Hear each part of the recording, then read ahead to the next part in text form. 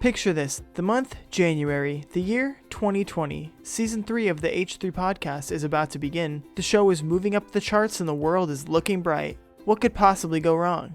I think that the government need to start taking this more seriously. Like, everybody is just acting like it's all good. Like, what can we do? Nothing. There's nothing we can do except just hope that I'm wrong. People are not taking it seriously.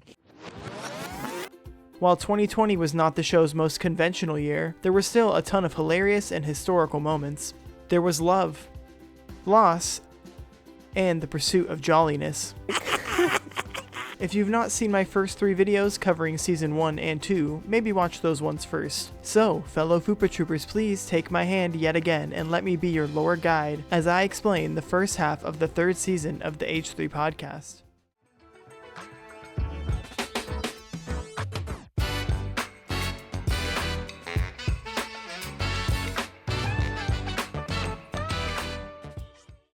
If you've seen my previous videos, or you like this concept, and you aren't subscribed, please consider doing so, because without likes and subs, do I even really exist? Anyway, let's get started. In episode 168, season 4 would begin with Jack and Erik returning for another episode, which means this would be another, now rare, episode under the influence. They would start the episode by talking about Philadelphia, LA, and New York. I avoid Central Park every time just because of the horror stories I hear. Oh, Central Park's great. Oh, really? It's the only good part of the city. Really? Because I thought that's where like all the fucking You get raped. muggings and killings happen. No. Yeah, so the park is huge. No? Maybe You have to not. sprint. No, Okay. No, he's right. Fair. That's where you go to get raped or fuck a gay dude in the bushes. They would next ask Jack if he was planning on having kids soon and explain how hard yet rewarding having a baby is. But you want a housekeeper or a nanny or a both. babysitter, anything, but just like get yourself help and don't feel like you gotta be the hero and do everything. Cool. That's That's what good will to hear. ruin your life. Yeah. And that's why poor people are so miserable, because they can't do that stuff. I mean, it sucks to be poor, dude. They would then discuss the Amish. It takes a The village. Amish Erik. seem happy. And I've heard that mental illness is very slight among That's the Amish. surprising with Really? the amount of incest that I'm assuming is in the Amish community. Well, maybe that's, it hasn't helped me. That's for got to sure. be in there, right? I'm not making that up. Like, that's so tiny. It Dan, has are the Amish inbred? Look that up. Wait, what? And TLC. I'm really so good. sensitive to cringe, and like those shows are I so don't believe cringy. you. No, it's great. I don't believe you. I watch it like this. Like, It not was like irritating that. I've seen cringe, 90 Day It's not like Fiancé, that. and I just like, I'm like, it's Yeah. like watching a horror movie. I'm like, "Ugh," I close my fucking eyes. After the break, they would talk about Jeffrey Epstein. You guys think he did it? Did he He was kill murdered. himself? No, you think he did it? He did. You guys think? Oh, mean, no, like- I think he's innocent. I want to get a shirt that just says, I don't think he did it. Epstein. With Epstein's face. This would cause them to start talking about Michael Jackson as well. I'm a critic of Michael Jackson. I think he's a filthy pedo. And I get a lot of shit when I say that Michael Jackson's a filthy, predatory pedophile. If he wasn't a famous pop star, people... Like, there's as much evidence against him as there is against Epstein. And we're like, oh, that guy fucked kids. But Michael Jackson, he gets that doubt because he wrote Thriller. Ethan would make a claim that all vodka is the same no matter how much you pay, which would cause them to do a vodka taste test. They would then move on to talking about different shows such as Watchmen, Game of Thrones, and Oz. No, there was like a full big black cock, like Which is- several times. Yeah. Well, Next, Ethan would announce that he had a viral moment over the break. And, he's such a fucking moron. He could have at least changed it a little bit, but he kept the same, like, 575 and like mix it up a six. little. Same Just don't Everything. tweet anything. Another topic covered would be whether or not Mark Zuckerberg is a bad person. I think he has mega I autism. think No, that I would be think he's- diagnosed. and He's smart people enough to would know know. what he's doing. I think he's smart enough to know what he's doing, and I don't know. You can Well, still he's have a mega sociopath. autism. Yeah, I think he's a sociopath Yeah. mixed with mega autism. Next, they would briefly mention the Teddy Fresh shirt that had sold out to help raise money for the recent wildfires in Australia. Then, they would move on to a few goof videos. Now, we've talked a lot about mobility people being a danger to society, and none is better showcase our Elid than this one here. He's not down, and he is going to murder this dude. Oh my god. What the fuck? What? He's fine, don't worry. He's totally Seriously? fine. If you thought they were leaving scooter videos in season 2, well, you thought wrong. After that, they would watch a part 2 to the Kevin Spacey video they watched in season 2. You can kill them with kindness. By the way, that dramatic squirrel ending ruined it. The fucking iMovie sound clip is really, really cheesy. What were they thinking with that sound clip? Yeah. Movies he's in are still really good. It just sucks that he's also He probably would have terrible. been a real shitty actor if he hadn't done all those things. Like he was like, oh man, I've really raped a lot of people. I got to be good at what I do. He's like, I don't have to pretend. The only way I'm Anything getting out of this cards? is if I fucking nail Glengarry Glen Ross. Moving on from this, they would talk about Gwyneth Paltrow's latest venture with her new company, Goop. This would cause Ethan to have an idea that would eventually come to fruition. So do you think people would buy a candle that I jizzed in? Yeah. Smells like dried semen? People would buy that. Or what's the man equivalent? Smells like Baba Ganoush? Smells like my Baba Ganoush? This smells like mean my your balls. Balls? Schmegma. Oh. Yeah. Megma? There you go. Yeah. Then they would watch this video of someone yanking the Pope. Also, Erik would admire Belle's spit. Oh my God. When you think it. It's Can I get a getting swig of that? thicker and thicker. Is that bathwater or spit? Spit. I want to gag. Smell it, Yeah. bro. I wouldn't open that now, but yeah, spit. I want to gag. They would briefly talk about who they're voting for before moving on to Justin Bieber begging people to stream his new song, Yummy. When they were starting to wrap up the episode, Jack would ask about everyone's goals for 2020. What do you guys want to do for 2020? Like, what are your goals? What are Bomb the White goals? House. Why did I say that? You had that on lock. God damn. Wow. In episode 169, they would do a year in review that would act as a best of episode for 2019. The entire crew would be in the studio with Sarah live switching in the back, so forget about what I said about the last time she was on potentially being her last appearance on the show. Maybe this will be her last appearance. I guess we'll find out together. After checking in with Zach, Ethan would almost immediately put Ian on blast. Ian, now tell me, who is this? Yeah.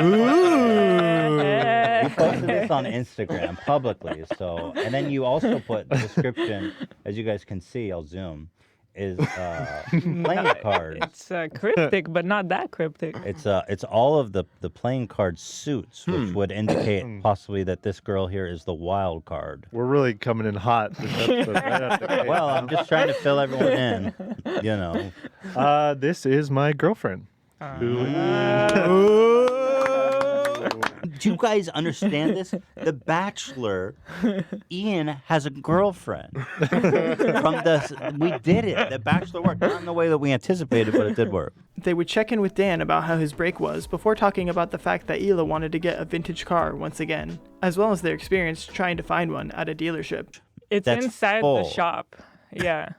Full of incredible antique cars, where Hila's getting to the cheapest one that starts at $70,000. Yeah. He put it Got in it. drive Right. for me. I didn't have to do anything, right? And I start driving, and it goes backwards. And she's not hitting brake. She just looks at me. I did hit the brake, but it wasn't doing anything. So apparently she's hit it, but all I see is I'm standing there in shock, and she's just turns her head and is looking at me as the car's going backwards towards the was like- Ferrari and Rolls Royce. I tried to hit brake, and nothing was happening. But then eventually, he hit the He pulled the e-brake. e-brake. yeah. Okay, yeah. Next, they would watch this video of DJ Khaled trying to crowd surf. Those are genuine streams of Wait, terror. seriously? Yeah. Those are the people in the audience. What do you scream to? They would then realize that it probably wasn't actually DJ Khaled. After this, they would actually watch a video of DJ Khaled attempting to crowd surf. Oh, they're having too much fun. Oh, see, There, you see. Wouldn't, he's not. just, He like- just kind of melds into the. Moving on from this, they would watch a video of a streamer begging for subs. $5 a month. Ethan would talk about Philly D clickbaiting his face and question if he was the person that Philly D has used to clickbait the most. I got to be in top 10, right? Here I am again. Top 10? Can I have that title? After the break, Ethan would quickly announce that the feeding window has now closed because he was getting discouraged, but he is still mostly vegetarian. They would then watch this video of Wendy Williams farting. That cop wasn't playing that. I mean, you're lucky you only got what? She stopped talking. She too. like goes into the nod with it. To start the year in review, Ethan would immediately break the rules by showing a clip from the end of 2018. Ethan's other favorite moments would be this Sandra Bullock clip on Ellen, Mark McGrath's cameo for Ian, and Belle sending them her spit. They would make Dan and Ian smell her spit since they were the only two who hadn't originally done it. There's no. This is how The Walking Dead started. A demon just flew out. Fucking gross. So Dan's got it open. He's smelling. He's gagging. Bro. Whoa. What does it smell That like? smells so fucking bad. What does it smell like? Like death. Oh my God. By the way, this has been marinating for 7 months. Dude, it's Yeah, so- don't spill it. Yeah, don't spill that. That'll burn through the carpet. Fall through. That is unbelievable. Describe it if you can. It smells kind of like a old bread.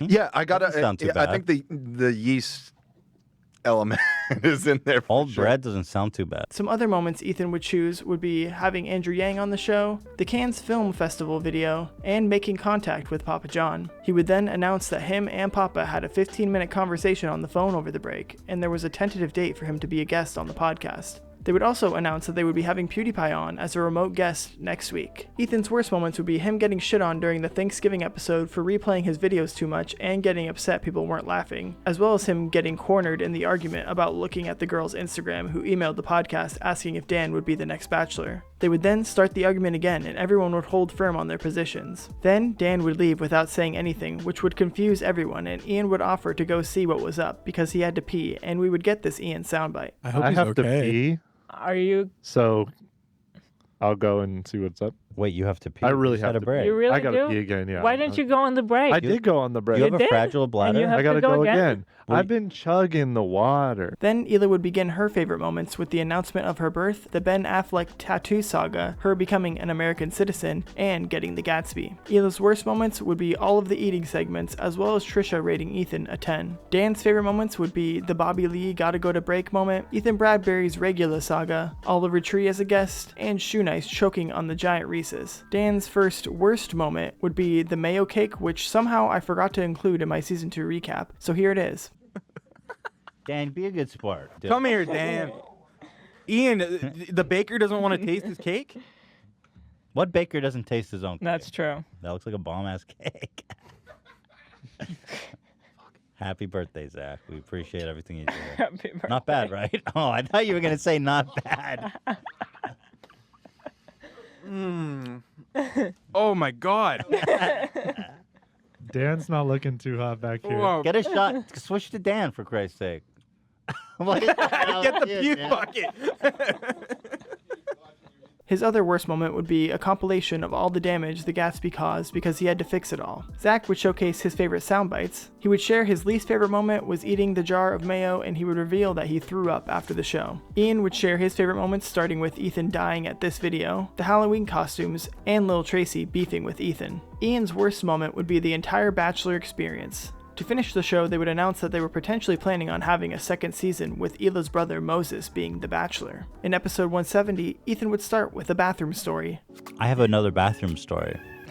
This one in the bathroom I just saw. We always pee before the show. Yeah. And he's walking around. You know, I guess I understand where they're coming from, but he had the key literally on the metal front of a car bumper. Like, you know, they get the object so big you attach the key to. You see that? Like, it's like a huge metal rod. The guy's walking around with a car bumper. Then he would go on to talk about how Wendy Williams was denying what she called Fartgate. You're lucky you only got battery. Okay. What if he filed for sexual assault? So you all heard that. And Zach actually isolated it. Go ahead, Zach. Are Whoa. you sure that's that sound? You're not messing with me? No, I saw him extract What? it. On That's- my life. Yeah, yeah. I cannot He believe. boosted the gain, obviously. So Yeah, you know, no, it's but I more can't clear. believe you got it so clean. Go ahead again. Wow. That's like a once-a-year fart. It's like it feels like she's farting in my face. This fart would also become a soundbite. Wendy would blame it on John. So we were doing an experiment out here with a tank. It's called air gas, and we didn't have the proper hose Okay, for this it. is So way we're doing too hot serious topics the whole right now. time, There's not realizing no any of this way chaos you is just going on. ripped ass. So it wasn't working. Okay. Because we didn't have the proper hose, and the air was just coming You know, out, she had a and it meeting was with the whole sputtering crew. Oh, yeah, like they somebody rehearsed was this. And she was super serious, and she was like, "You guys find what happened." Mm-hmm. And then they all had to scramble Like, and bring well, out John. You ripped ass. John, explain what happened. She's like Charlie with the conspiracy. She's like, no, we were doing the gas experiment, and he heard the hissing. This would cause them to go further down the Wendy hole and watch this clip of her making fun of Joaquin Phoenix's cleft lip. He's got one of those, what do you call it? Cleft lip. Yeah. Cleft palate. Yeah. He's got this. Yeah. He's got this. No, I find it to be very attractive. Ethan would ask the crew about their opinions on her comments and if they were offensive or not. I mean, I guess Joaquin's playing the Joker, but Wendy's the one that's clowning. Wow. I think you passed. I think you played it cool and you didn't give an answer. But I do want a direct answer from you, Ian, so please. But he came up with a joke. No, but I need to know if he passed the purity test or not. Can like a soundbite do it? Yeah, you got a soundbite for this, Zach? Yeah, I appreciate that. Thank you. Can you answer for me? You know, once you request the soundbite, you're all bets are off, dude. This is all a soundbite. I'm not actually talking. Okay, all right. After the break, they would talk about the left getting offended about Bernie Sanders sharing a tweet showing Joe Rogan endorsing him because Joe Rogan had Jordan Peterson and Milo Yiannopoulos on as guests. I made a tweet about it, and then, like, everybody's calling me transphobic because that's not that. That's not the tweet I made. That's Hot Girls for Bernie. Next, they would talk about how Hillary Clinton was throwing shade towards Bernie, and they would watch this video that would become a soundbite. Let's start with this. Let's set the tone. I'm just chilling in Cedar Rapids. Talking about Bernie Sanders would remind Ethan of this video of Larry David getting pissed. Just stop it, okay? He still signs It's everything. annoying to do this. To see you all the time. Do you understand? No, you don't. No, you don't. Next, they would talk about the title story of Jaystation faking his girlfriend's death.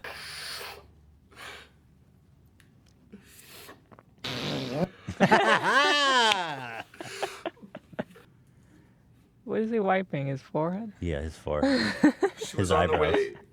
His eyebrows start tearing up. For our video we were making on our second channel, Dream That's Team. not when the tears come out. Got it, guys. Why is he wiping his eyebrows? She's gone. I never met a girl like her. If she actually did die, he murdered her. I'm sure of it. She's not dead. She's not dead, though, yeah. He'll bring her back in a week. Anyways, I'll probably post those videos on that channel. Link's gonna be in the description, guys. Oh, God. Let's go to the We description. recorded 5 of them and we're ready to go. Anyways. This segment would be the first mention of Mudahar, aka Some Ordinary Gamer, who would end up making a hit piece video on Ethan. This guy ordered Some Ordinary Gamer. He said, Jaystation is lying about his dead girlfriend. I've spent the entire night browsing and checking with police departments in Toronto and Ottawa. No police reports, no local news agencies, and worst of all, no family is confirming. Next, Ethan would talk about a new little virus called coronavirus. At this point in time, China had reported that only 25 had died and the city of Wuhan was quarantined. There were also only 2 cases officially in the United States. They would briefly talk about the next season of The Bachelor with Moses and mention that they have some interesting applications already. How am I going to feel about that? I don't even know how I feel about that. I wanted know, to we'll address see. this with you guys. Go ahead. And this is as good of a time as ever. But when we did the batch with Ian, Yeah. the conversation got fairly vulgar at times. Okay. And is that going to be uncomfortable? I mean, Not for me. Well, not for you, but I mean, Zila's brother we're talking about. Well, that's between her and her brother. I'm just saying. It's, I don't- by the nature of the contest, it's going to go there. You're at probably going to times. learn things about your brother you didn't know. Right. I And already learned I hope through you're the prepared for show that. about his wiping habits. So we're already... Well, okay, fair. But that actually changed my life because I don't wipe anymore. That's why Sometimes I I was do saying, get an itchy asshole and I wonder. Gross. Well, I gotta tell you that I still wipe. And is there poop after you squirt? Sometimes it can be lightly... It depends if it was a messy one or not, you know? It's so interesting to see how you've grown over the course of this show, Ethan. It's just- You think that this is a good... It's a long-term story arc. I really. don't use Your- baby wipes anymore, though, so... Your bathroom struggles. I mean, it's been one of the most consistent storylines on this show. Then they would review subreddit memes. They would spend the last 15 minutes talking about video games, Ethan and Hila getting a Peloton, and what they were going to get for dinner that night. They would decide on Mexican food before ending the show. In episode 171, they would sound the alarms about COVID. In the start of the episode, they would announce that PewDiePie had to reschedule and they would be having him on 2 weeks later. Then they would give an Alfredo update. I was just talking about how Alfredo puked. Diarrhea. So first he pukes at the edge of the bed, and it's just immediately, it's brownish, but whatever. It's the stench. It smells like shit. So it's shit that's been puked out, so it's also vomit. yeah, and he puked on the floor, and I thought that was it. But then as I'm cleaning, I'm just repulsed, and I'm cleaning this pile of vomit shit at the foot of the bed. He walks over to my corner of the bed, and where the mattress meets the bed, the frame. There's like a tiny little gap, where you tuck the sheet in, and he throws up in that corner. What you can imagine is just the most treacherous, horrible place you can imagine cleaning. And Our this bed where I is put my just head. like trash now. After this update, they would follow up on the question of who has been used in the most Philly D thumbnails.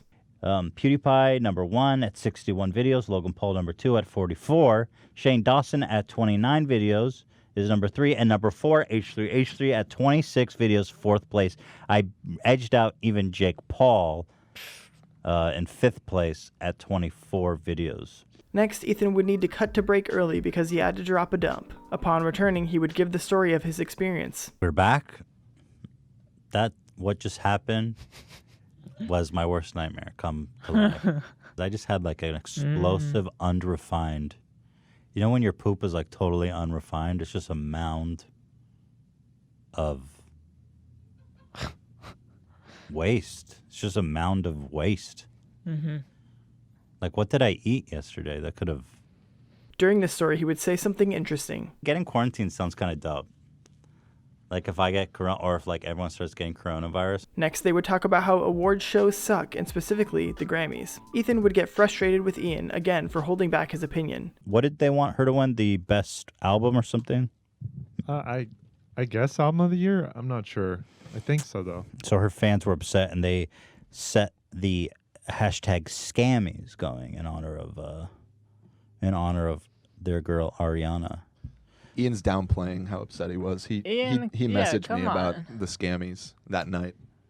No, for different reasons.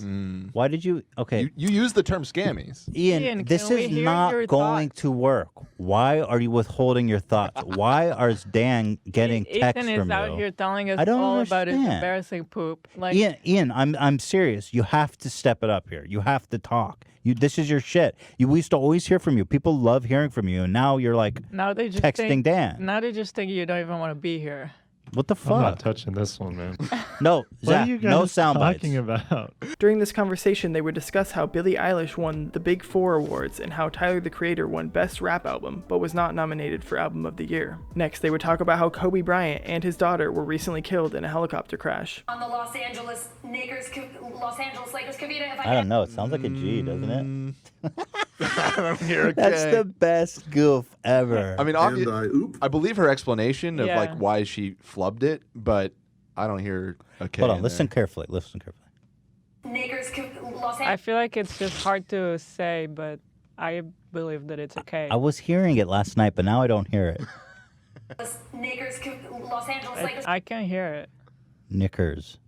After this segment, they would show a new collaborative edit between Ian and Zach. Here's the virus. Nice cold Corona. Chinese patient. Corona. Crack open a cold one. And that is Zach singing. Yeah, that was Zach. Zach, the magician musician. Thank you. They would also discuss how Zach and Ian are trying to get verified on Instagram now. During this conversation, Ethan would bring up an expensive idea that would eventually come to fruition for Content Court. I mean, the AI Ian. That's a good idea. Let's do AI Ian. Okay. I wanted to build a robot in the likeness of Ian, so we can always cut to AI Ian because he doesn't like when you can't tell that it's not him talking. After this side tangent, they would start talking about the coronavirus, and Ethan would express that he feels people are not taking it seriously enough. Early reports were that it started from a market in Wuhan, China, and potentially from eating bat soup. He would give updates about China's response to the virus and how it was being reported that the mortality rate could be anywhere between 2 and 10%. During this conversation, Ethan would produce a new soundbite. I do find it very concerning. And I don't know. You know? I don't like it. I don't like it. I like it. I don't like it. I like it. Soundbite that, Zach. I like it. I don't like it. Perfect. We'll get that. The final third of the show would be spent talking about the virus. It's definitely a little surreal seeing this segment knowing how big COVID eventually became. In episode 172, Sean Evans, the host of Hot Ones, would return for a second interview. They would start by talking about how Hot Ones had a new show coming out on True TV. Early on in the episode, they would discuss how large Hot Ones had become, as well as them getting Gordon Ramsay as a guest. The wings that Gordon ate they're pretty good wings. I stand by them. Okay, good. But he's going to come in there and he's going to like make fun of the wings. Like at one point, I think he was even like, is this expired? It says like 2015 on the bottle. Like that was just like. Was it really expired? No, like the sauce that he pulled up wasn't even around in 2015. He was making that up. Yeah. Oh, but having a goof. After the break, they would continue to talk about dream guests, with some of the biggest white whales being Keanu Reeves and Will Smith. Ethan would also ask if he would ever have O.J. Simpson, R. Kelly, or Kevin Spacey on the show. It's called Hot Ones, Dark Side. Kevin Spacey. After Dark. It'd be like Hot Ones problematic. Canceled. Yeah. Canceled. Yeah. Okay. They would talk about coronavirus, Papa John, and Sean Evans' love life. Ethan would call attention to Sean's business partner, Chris, who is the GM for the First We Feast brand, and he would join in the second half of the interview. Ethan would continually bring up the fact that Sean and Chris should be pushing for more stake in the IP of Hot Ones throughout the entire episode. The world is your oyster, and let me tell you, in 1 year, when you've got Complex by the balls, and I'm telling you, with that TV show going in season 2 or 3, which it will be, you guys just walk the fuck out. Hey. You say, I'm serious. You say, listen, you need to get like an insane manager or agent or someone. Don't we have the same agent? This whole episode had a very chilled, laid-back vibe. In episode 173, Gus Johnson would return for a second interview, and Eddie Burback would join as well. They would start by describing how Gus and Eddie met through YouTube when they were both small creators. They would talk about the differences between Gus and Eddie's video styles and creative processes. After returning from the break, they would debate who is the most attractive celebrity, with the suggestions being Paul Newman, Harrison Ford, and Ethan Klein. They would discuss the coronavirus, and Gus would state that he didn't think we needed to worry about it. They would also review coronavirus memes. Some of these are just awful. These are kind of dumb. I mean, it doesn't make sense. He's not even Asian. He's not even Chinese. You know what it is? He should be Chinese. What makes it funnier to me is the WikiHow watermark. And then makeameme.org. Yeah. They would watch this video of a corona prank. I stood up, I said, I just returned from a flight from Hunan province. I might have said, this is the capital for coronavirus. Might have said. And then I said, I don't feel too well. Before moving on to this video of a PTA meeting that would become a soundbite. When I went to his bedroom to say goodnight, and he was crying because of the abuse that he was enduring in this school system. Then why did you stay in Mexico? Oh my God. You need to leave. Actually, I got it. I love that he's laughing. Yeah. Because that nobody's taking that serious. What a way to be the bigger man. In that situation. I can't believe that this guy just is. He thinks he's so right now. Was it this glasses guy that? Yeah, here you can see. By the way, can we soundbite this? Like the minute there's like an emptiness, and then everybody. was amazing. Yeah, we need to soundbite that. Next, they would move on to a Jaystation update about how his girlfriend was actually alive and they had broken up and he was just milking her for views. Then they would watch this video of Larry King accepting a phone call on a live broadcast. And it's ringing right now. What?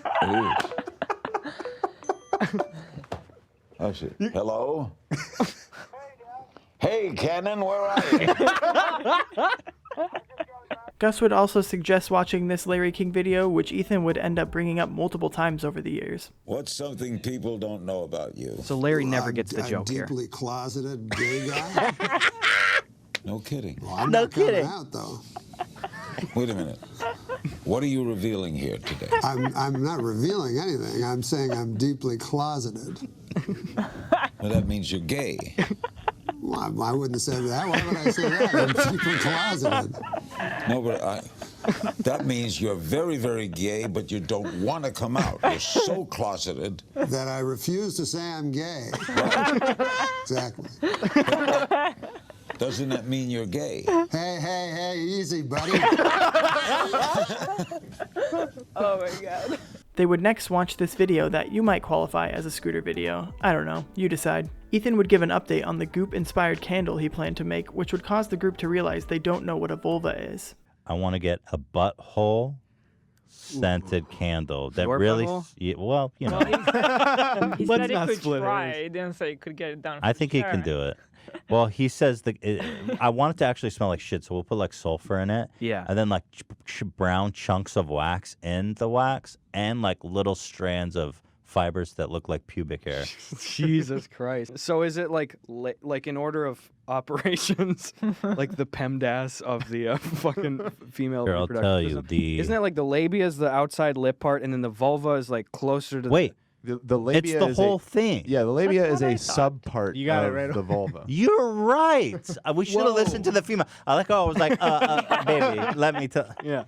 Wait, I didn't know. The vulva's the whole fucking thing. This show was another super chill, good vibe episode where the conversation flowed super naturally for the whole show. And rest in peace to the Gus and Eddy podcast. I was a big fan. In episode 174, Papa would be in the house. Within the first 2 minutes, we would get a Papa soundbite. I'm probably Papa John's biggest fan. You know, even now. I love pizza and I love people. And the people at Papa John's, they're the ones that made that company great.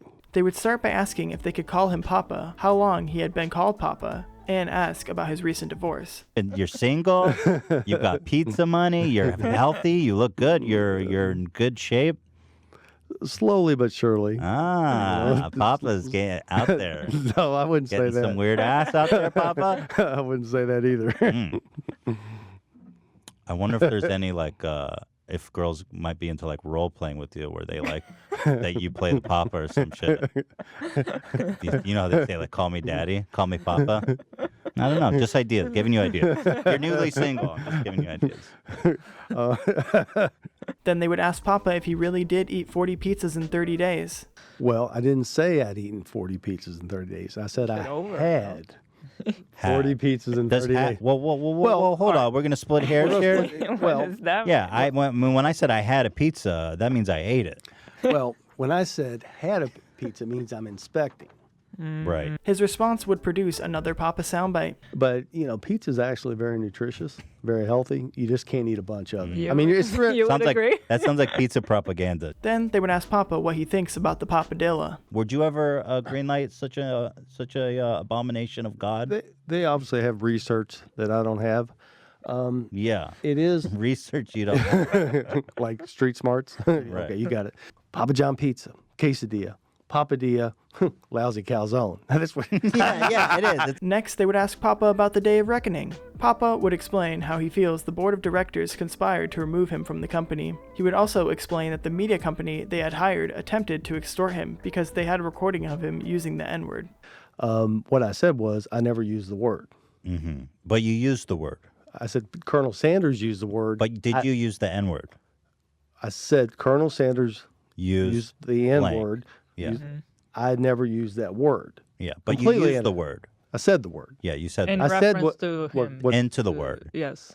What It's a little in a confidential meeting with the ad agency that was supposed to be setting me up to protect this very thing. After the break, they would make Papa judge 5 different pizzas. Papa would continually bring up the fact that they no longer measure the quality in the pizzas in the same way that they did when he was in charge. Cheers. I've always wanted Cheers, to brother. cheers. Cheers. To Papa. Okay, there's a great edge lock. They would finish the interview by talking about Papa's potential new ventures with independent pizza businesses. He would continually emphasize how terrible he felt for all the employees and franchisees that were hurt by him being ousted throughout the entire interview. Towards the end of the episode, Papa would produce one final soundbite. Now I'm involved with some health things. I love people. I love pizza. And we found some things that really can help people's health and make people feel better emotionally, spiritually, and intellectually and physically. That turns me on. Ethan possibly seemed a bit nervous during this interview, and many comments would mention the fact that he interrupted Papa a decent amount in this episode. I think it's going to have consequences on on Papa John's business health. But let me finish. In episode 175, they would start with this unique intro. Hey, Papa here. It's Papa John, and you're listening to the H3 podcast. Go Ethan. Go Eli. Well. Looks like we've got an official spokesman. Papa was looking for a job and we scooped him up. Then they would announce that PewDiePie couldn't make it and that they would be rescheduling. Ethan would immediately address the backlash to him interrupting during the Papa interview. He would state that he is trying a new interview style where he pushes a little harder rather than letting his guests give PR answers. But I feel like we can elevate it and have our own unique style of interviewing. And that's what I'm trying to develop. So while it might not be pleasant to watch, and at times awkward and uncomfortable, and you think to yourself, wow, Ethan's the worst interviewer of all time, which I saw that comment so many times. I'm not saying I'm a great interviewer. All I'm saying is that maybe not being a great interviewer makes you a great interviewer. Think about it. They would show how the main headlines about the Papa episode is how he lied about eating 40 pizzas in 30 days. Papa John founder reveals the truth. He didn't really eat 40 pizzas in 30 days. And they all chose that. That's shocking. Oh, this is the best one. Papa John reveals that he lied to America. He didn't actually eat 40 pizzas in 30 days. You motherfuckers.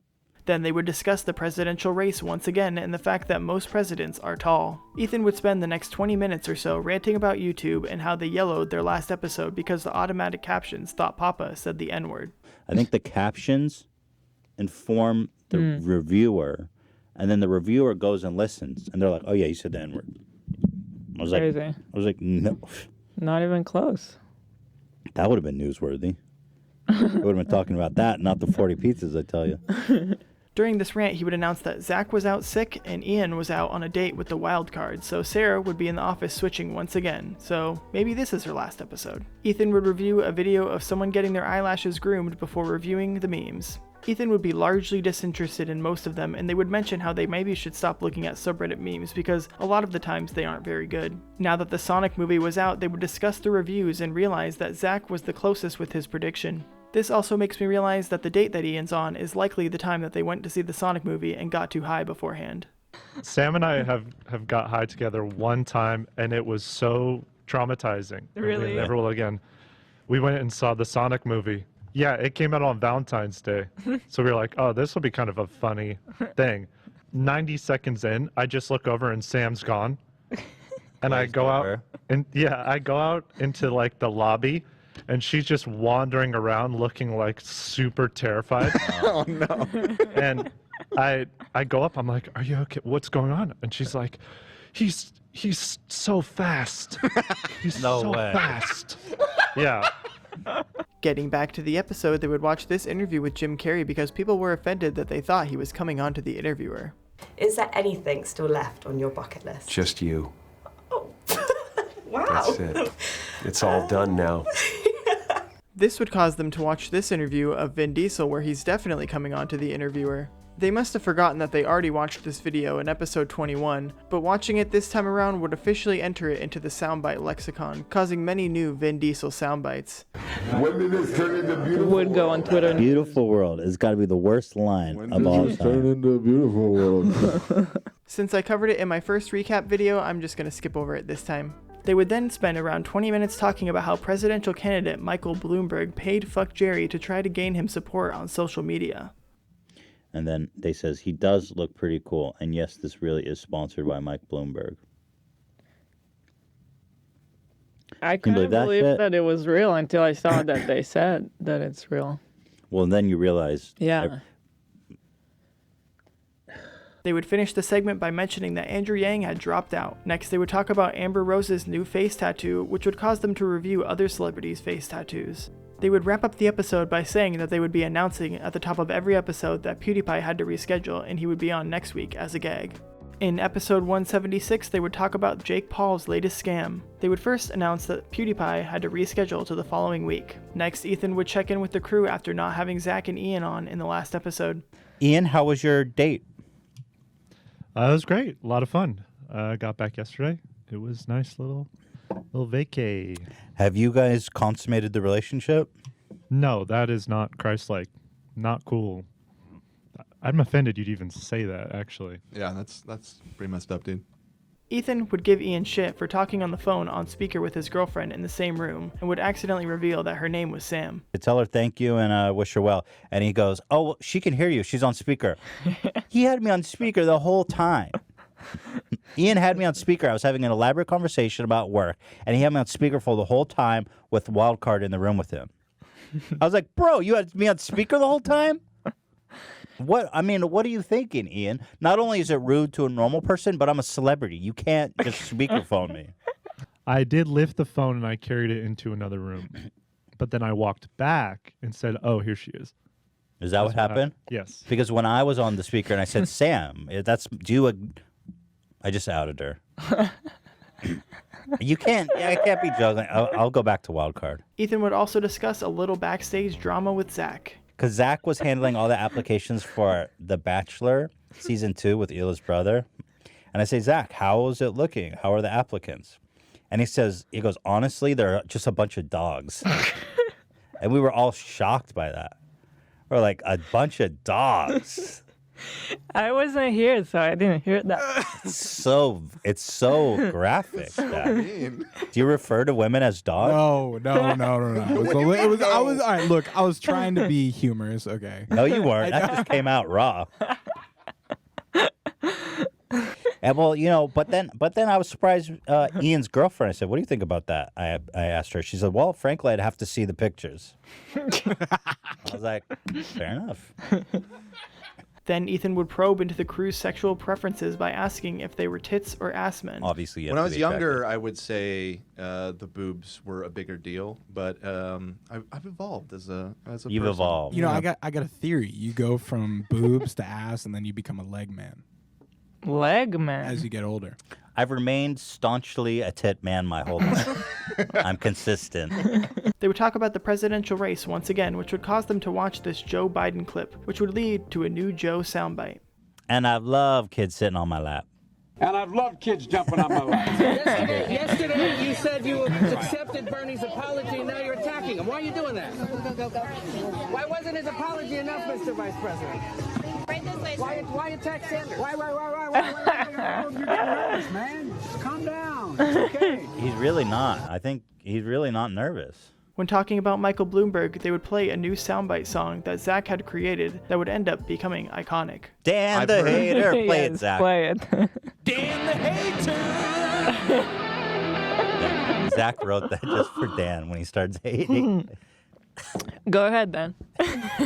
After the break, they would have the first eating segment of Season 3 by testing fast food Beyond Meat burgers. During this segment, Ethan would announce that he only eats meat like once a week, so he's still mostly vegetarian. They would all agree that between Carl's Jr., Fatburger, and Burger King, Carl's Jr. was the best. After comparing and correctly guessing which 3 burgers and Adele Taco were the Beyond Meat, Dan would say something that would become a soundbite.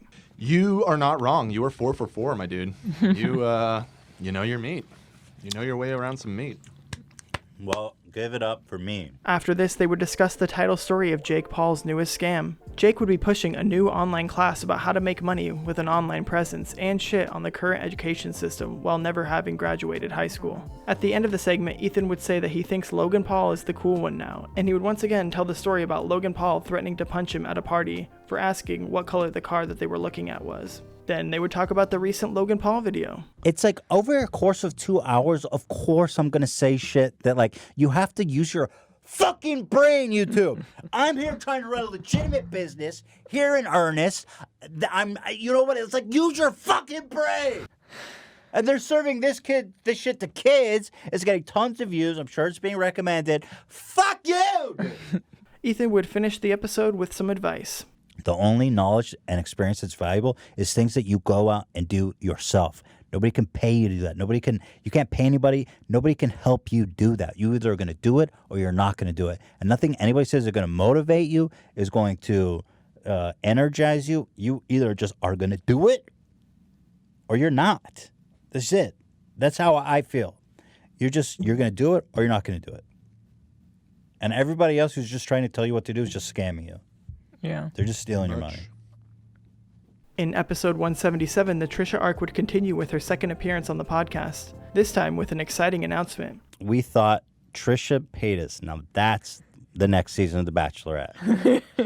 That has to be. It's going to be really awful. So Trisha's here to basically introduce. No, it will not. It will be incredible. I'm going to ruin like all these people's lives. It's not just one guy. It's like multiple guys. She would express that she wanted the age cutoff to be 35, and Ethan would push for 25. 25. You might get a nice little twink like Ian. Ew. I don't want anyone that looks like your intern. Are they interns or are they employees? I don't know. I don't want any of them. Ian's the only. Well, no, Ian's is they're all full blown salaried employees with health insurance. I don't want that.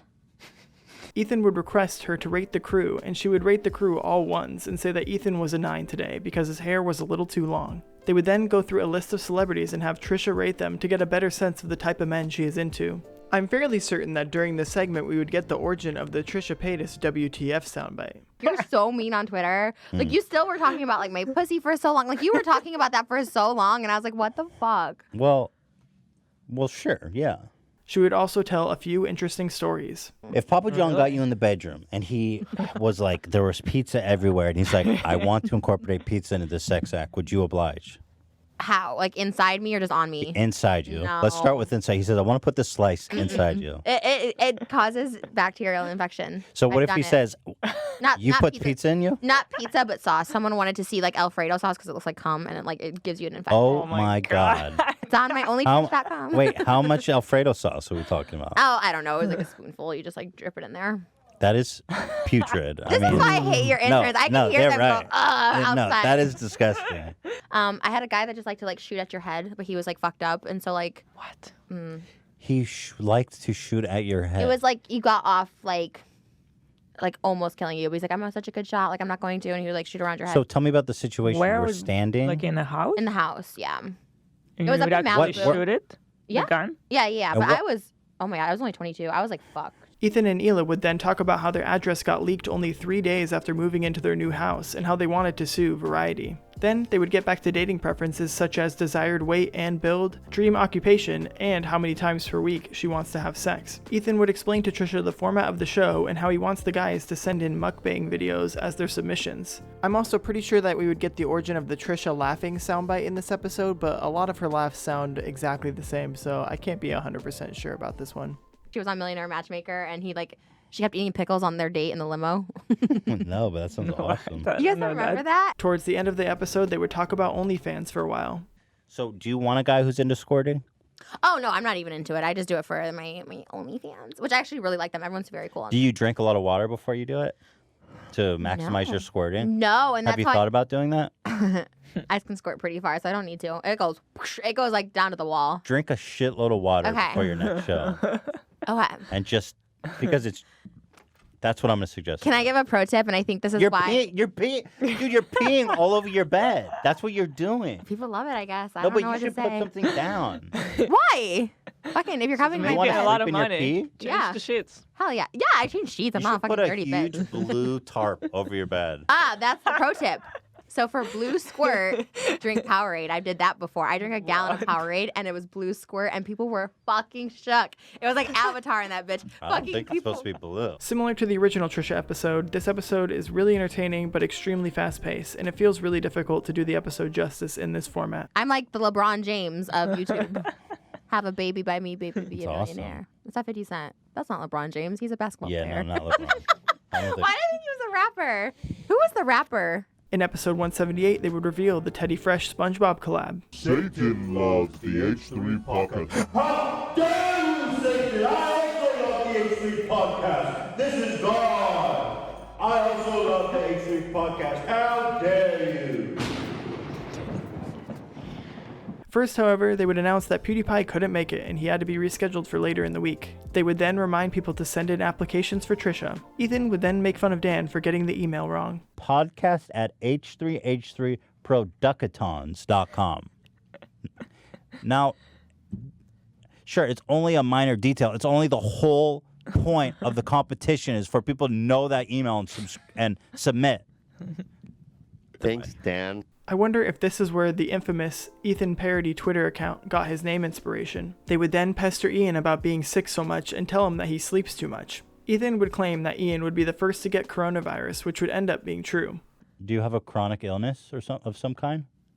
Not that I'm aware of. Okay. I mean, I just don't know why you're trying to make a joke out of this when I'm having genuine concern for your health. I don't think. Well, as long as I don't have corona or anything, I'm cool. I don't think it's got here yet, but you, by the sound of it, will be the first one to get it.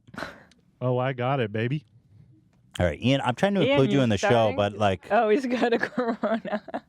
Oh, what the fuck? Why you have a corona? Crack open a cold one, my man. They would then get frustrated with Ian for doing shtick when they are genuinely trying to engage with him. I'm trying to include you in the show, and I don't know if you're doing shtick or if you're trying to engage in a serious conversation He's being a little trolley. and I don't appreciate it. That's the best place to be. What am I doing? Why do you even talk to him? Like, I try to talk to him. I try to include him in the show. I like that dynamic here on the show is what makes it interesting for me. We got 3 guys back there, a bunch of characters, and the 2 of us in here. I'm trying to make the show interesting. I'm trying to enrich the dynamic. But Ian refuses to engage. Like, after all I've done for him, I gave him purpose. I gave him a job. I gave him a girlfriend, a love life, everything. I built him up to the man he is today. And I don't know what I do to deserve this disrespect. Like, I genuinely want to know how he is, and I'm getting shtick. I don't understand. I think I offer a good balance. I think I'm differentiating from the 2 comedians next to me over here. We're offering a good Turn off his mic. palette. This guy. I want a genuine conversation. I'm not looking for shtick. I do the shtick.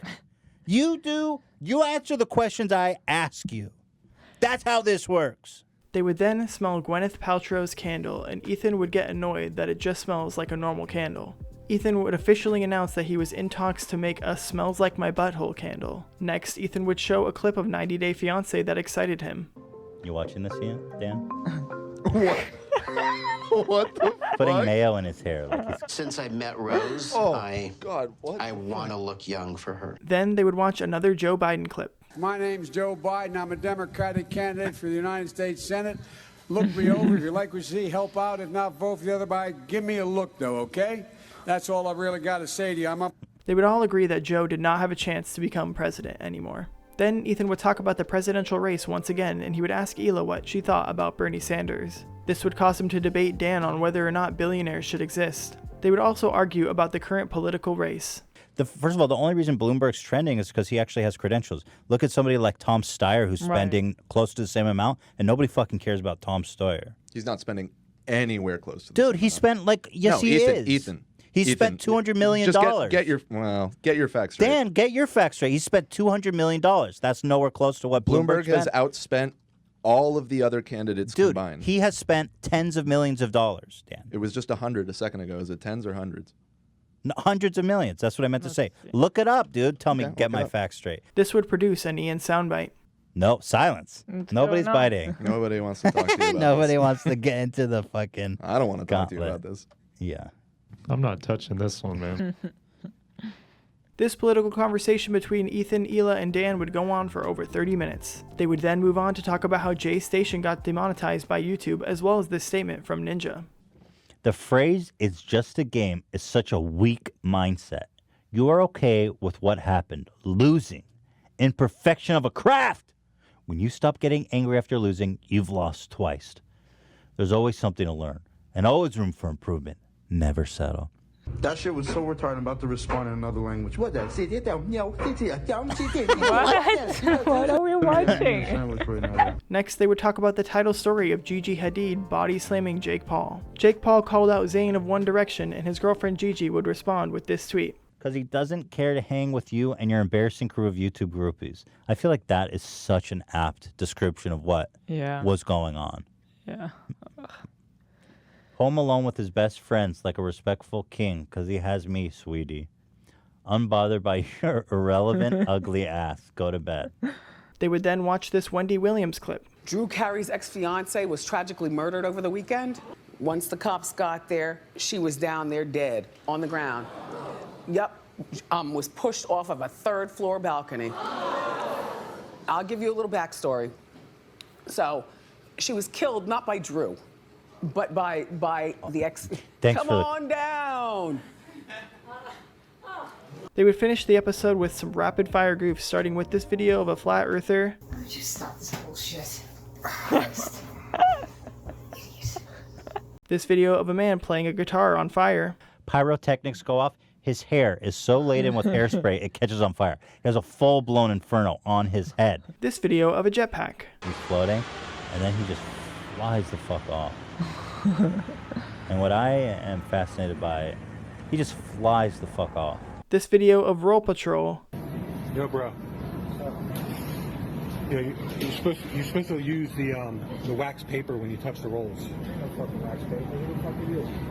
I'm Roll Patrol, dude. No, but seriously, you're supposed to use the wax paper, and you're sniffing them, and then you're touching them, and you're putting them back. They smell like shit. All right. Look, just do me a favor. Just pick up the ones you touched and buy them, because I don't know where your dick beater's been. Pick them the fuck up and put them in your bag, or I'm gonna even you up. And this Kentucky Fried Chicken and Crocs collab. They would finish the episode by announcing that they wouldn't have an episode on Friday because PewDiePie canceled, but he would be on Tuesday. The vibes in this episode were definitely a little bit off, and the comments would take note of this. People would get upset with Ethan for being mean to Ian once again, and they would also get annoyed with how long they talked about politics during the show. In episode 179, Ethan would address the drama from the previous episode. Ethan would apologize to the crew for playing up the hard-ass boss shtick and admit that when he watched the clip back, he felt bad for how he was talking to Ian. I'm not going to lie, I feel very stupid and humiliated and bad. For those that didn't notice or look in the comments or anything, people were upset with how I was treating Ian. That I was bullying him and berating him, being mean to him, yada yada. Not nice. I was not nice to Ian. And I went back and watched the clip, and I agree with you guys. I feel very humiliated. I feel very stupid. Ian would also produce 2 more sound bites during this segment. I didn't think twice about it. I was fine. I didn't even really revisit it in my mind at all. I was like, oh, okay, another day of work. Maybe people will just say I have Stockholm Syndrome or something. But then I was getting messages and then seeing the subreddit, and it made it seem like you just slapped me on air and clapped those cheeks or something. Love to clap those cheeks. Maybe it's the framing. You create a framing that I am in a position of like, you are bullying me. After thoroughly dissecting the drama and apologizing multiple times, they would move on to the fact that coronavirus caused Corona beer stock to drop. A widely cited statistic that 38% of Americans won't buy the Mexican lager because of the coronavirus. Oh, it's saying that's misleading. So what am I doing here? Then they would watch this news clip about a family who had coronavirus. You know, it is contagious, but the death rate is pretty low. So, yeah, I understand the fear. No. They share the water with their daughter. What? They said, yeah, I'm fine. And then she puts it back in her I got tested mouth. twice, negative both times. The cough, probably just nerves. Yeah. I don't think nerves cause you to cough. The way she says fair enough. Oh my God. After this, they would show multiple other videos of the Roll Patrol guy. He doesn't need milk, dude. He's fucking overdosing. Yo, he's fucking overdosing, dude. What the fuck? What do you mean, dog? Yay. You just almost fucking died, dude. Dude just fucking saved your life. Yeah. Dude just Yo, he just saved your fucking What? Dude, Oh what the my fuck? God, He just what? fucking saved your life. You're a fucking asshole, dude. Who does that? What is this guy? Do you like hospital food? What do you mean? Do you like hospital food? Because look, get out and pick your trash and put it in a trash can, and that's all you're gonna be fucking eating. Do it now, dude. Oh my God. I can't believe he actually gets these people to comply. To comply. He's an enforcer. Why are you using a welfare card to buy food, but then you're buying scratch-off lottery tickets with cash? Mind your fucking business. It is my fucking business. I pay taxes. Yeah, it is my business. No, it is not. Fuck out of here. Wow, pregnant, smoking, and pajama pants? You're like a fucking triple fuck up. Yeah, all right. You know what? Oh my God. Steak is for fucking taxpayers. Fuck you. This would cause them to talk about whether or not they thought these videos were fake. I talked briefly with the Roll Patrol in email. Oh. They are all staged. What? They are all You staged. knew? Yeah, I knew the whole time. No way. But he's a comedian based in Philly. What? And he's been staged. These are comedy sketches. Oh And my God. The guy's a genius. Once this conversation ended, Ethan would announce that he had made contact with Big Ed from 90 Day Fiancé and they were planning a segment with him. Then they would show this fan drawing of what they assumed the setup at the office was. So, yeah, let's just go handheld on this, baby. So, I don't think anyone expected. There's a wall here. It's just a wall. But then the real crazy one is, can you see how you guys see it from back there? Right. The truth is, there are no windows. Yeah. There's a giant TV screen right in front of them. And here's Zach and Ian, and Dan is obviously the point of view. And they look at this television, and they see everything that's happening through there. Because there is actually a room between us, which is something you wouldn't expect. Next, they would watch this Burger King ad. I don't want to eat this hamburger, ever. That's disgusting. Like, right? I mean, this is putrid. No, this is absolutely awful. I don't know what the fuck they were thinking. They don't even...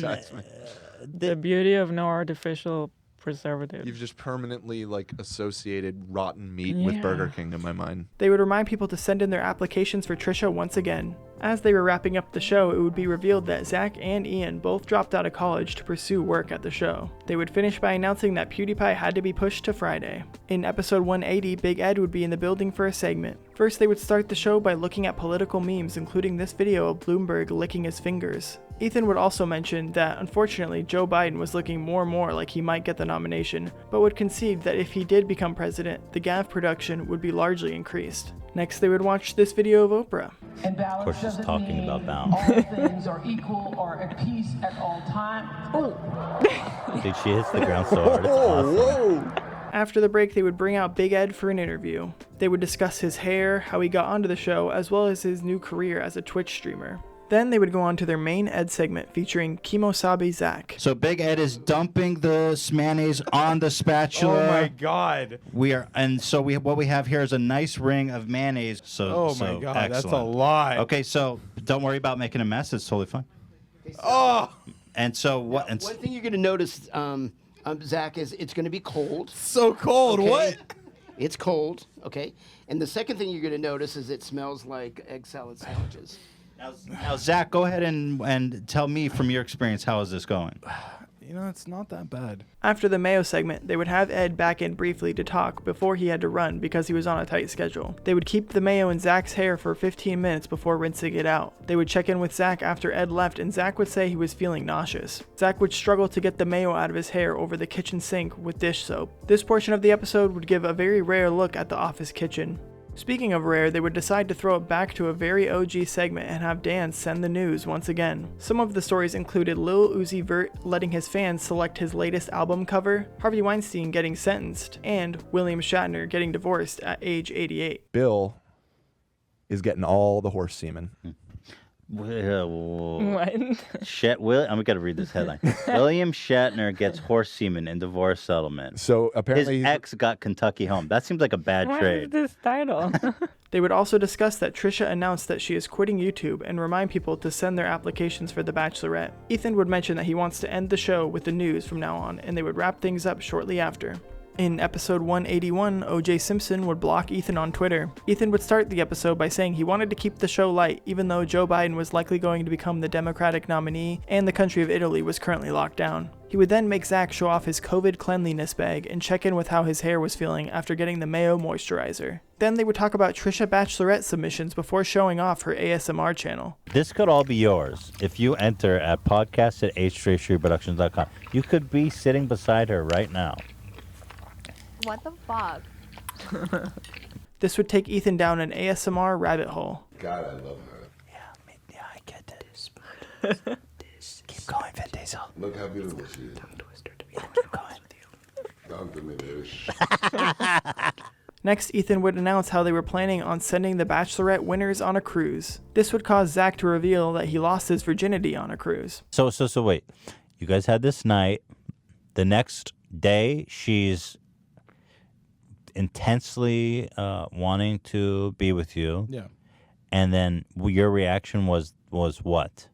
I wasn't like a dick. I was nice, but like I just kind of distanced myself. Hung out with other people. She has distrust of men ever since, right?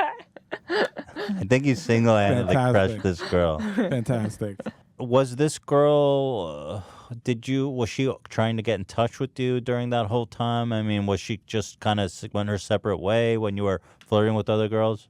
Yeah, she kind of took the hint and, made like a tree and leave, Damn. Kind of brutal. Dude. Wow. Well, I wasn't a dick. I wasn't like, get the fuck out of my face. It was just like, Well, that would be insane. Yeah. Upon returning from the break, they would take a call from the Roll Patrol guy, Philly Offensive. They would go over the making of his videos, and Ethan would say that he wants to work with him in the future. They would watch 2 of his videos that he suggested to them. Not good. No. You must have sucked at coloring. Just park right. You were here last week and you let your dog shit on my payment, the same you just did. You need to pick that up. Hold on. It's a Chihuahua. Okay, I don't care if it's a Chihuahua or a fucking Great Dane. When I step in it, all right, I got kids in there. When I step in it and bring it in my house, the kids are rolling around in it. Listen, you're gonna pick it up or I'm gonna knock your junkie boyfriend the fuck out. You're gonna talk to me like that? Really? This is like Reno 911. Yeah, it's that does. With their hands? Christmas was over 4 months ago, asshole. Then Ethan would show this Kourtney Kardashian Febreze ad, which had led him to do a sponsorship of his own. Now Dude Wipes has me covered when I shit the bed. Somebody paid me to do this, so I thought it was awesome. After this, Ethan would talk about how O.J. Simpson blocked him on Twitter. I said to him, well, statistically, I may have a better chance of being killed by you than the virus.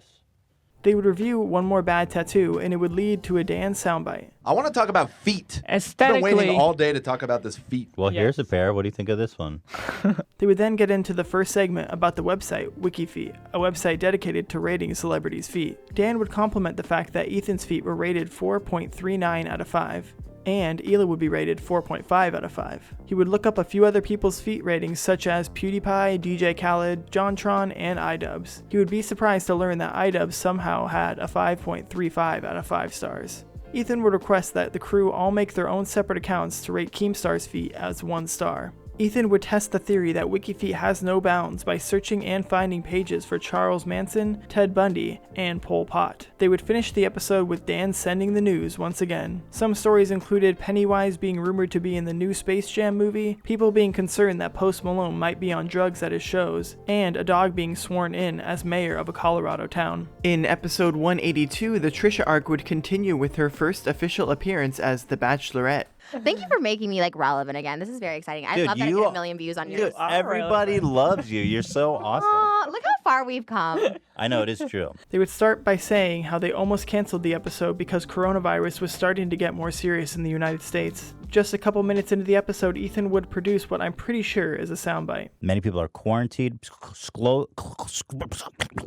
Schools are being closed all around the country. I don't really know what to search to confirm this soundbite, but I'm pretty sure I've heard this one before, so I'm trusting my instincts on this one. Trisha would be surprised to learn they plan to send her and the winner on a cruise together, and she would request to go to Antarctica. What is that place called with the penguins up north? What is that? Greenland? What's Canada? that planet? No, Antarctica. Oh, that's in the south, honey. No, sweetie. it's not. Antarctica is south. Antarctica, where the penguins are. Then they would talk about how Trisha had been beefing with Anthony Padilla that morning because he was claiming that Trisha was lying about having multiple personalities. He needs to fucking bitch up because seriously, you're on the fucking internet, you dumb prick, just because your channel was dying and now you have to like exploit other people's stories to like resurrect it. Would you get in the ring with him? Like Logan Paul v KSI?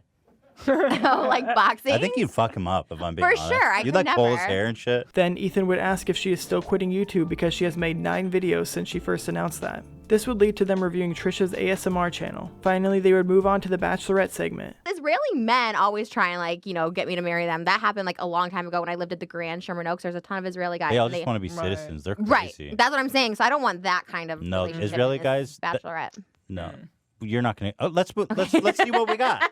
Let's see what we got. I'll take a Jewish, but not A Jewish. Not That's Israeli. what we like to be called. The first applicant would be almost immediately rejected by Trisha because she noticed Batman books on his shelf and she said she cannot do comics. Should we watch more, or are no. you leaving it? Okay.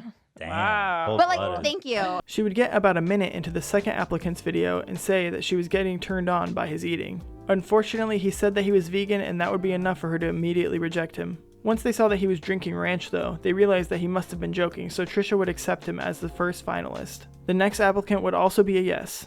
Oh, look at that. I like the way he sits. That's a big dick right there. You really are horny right now? Yeah, so turned on. I was before, but now I'm like, look how he's sitting. Oh.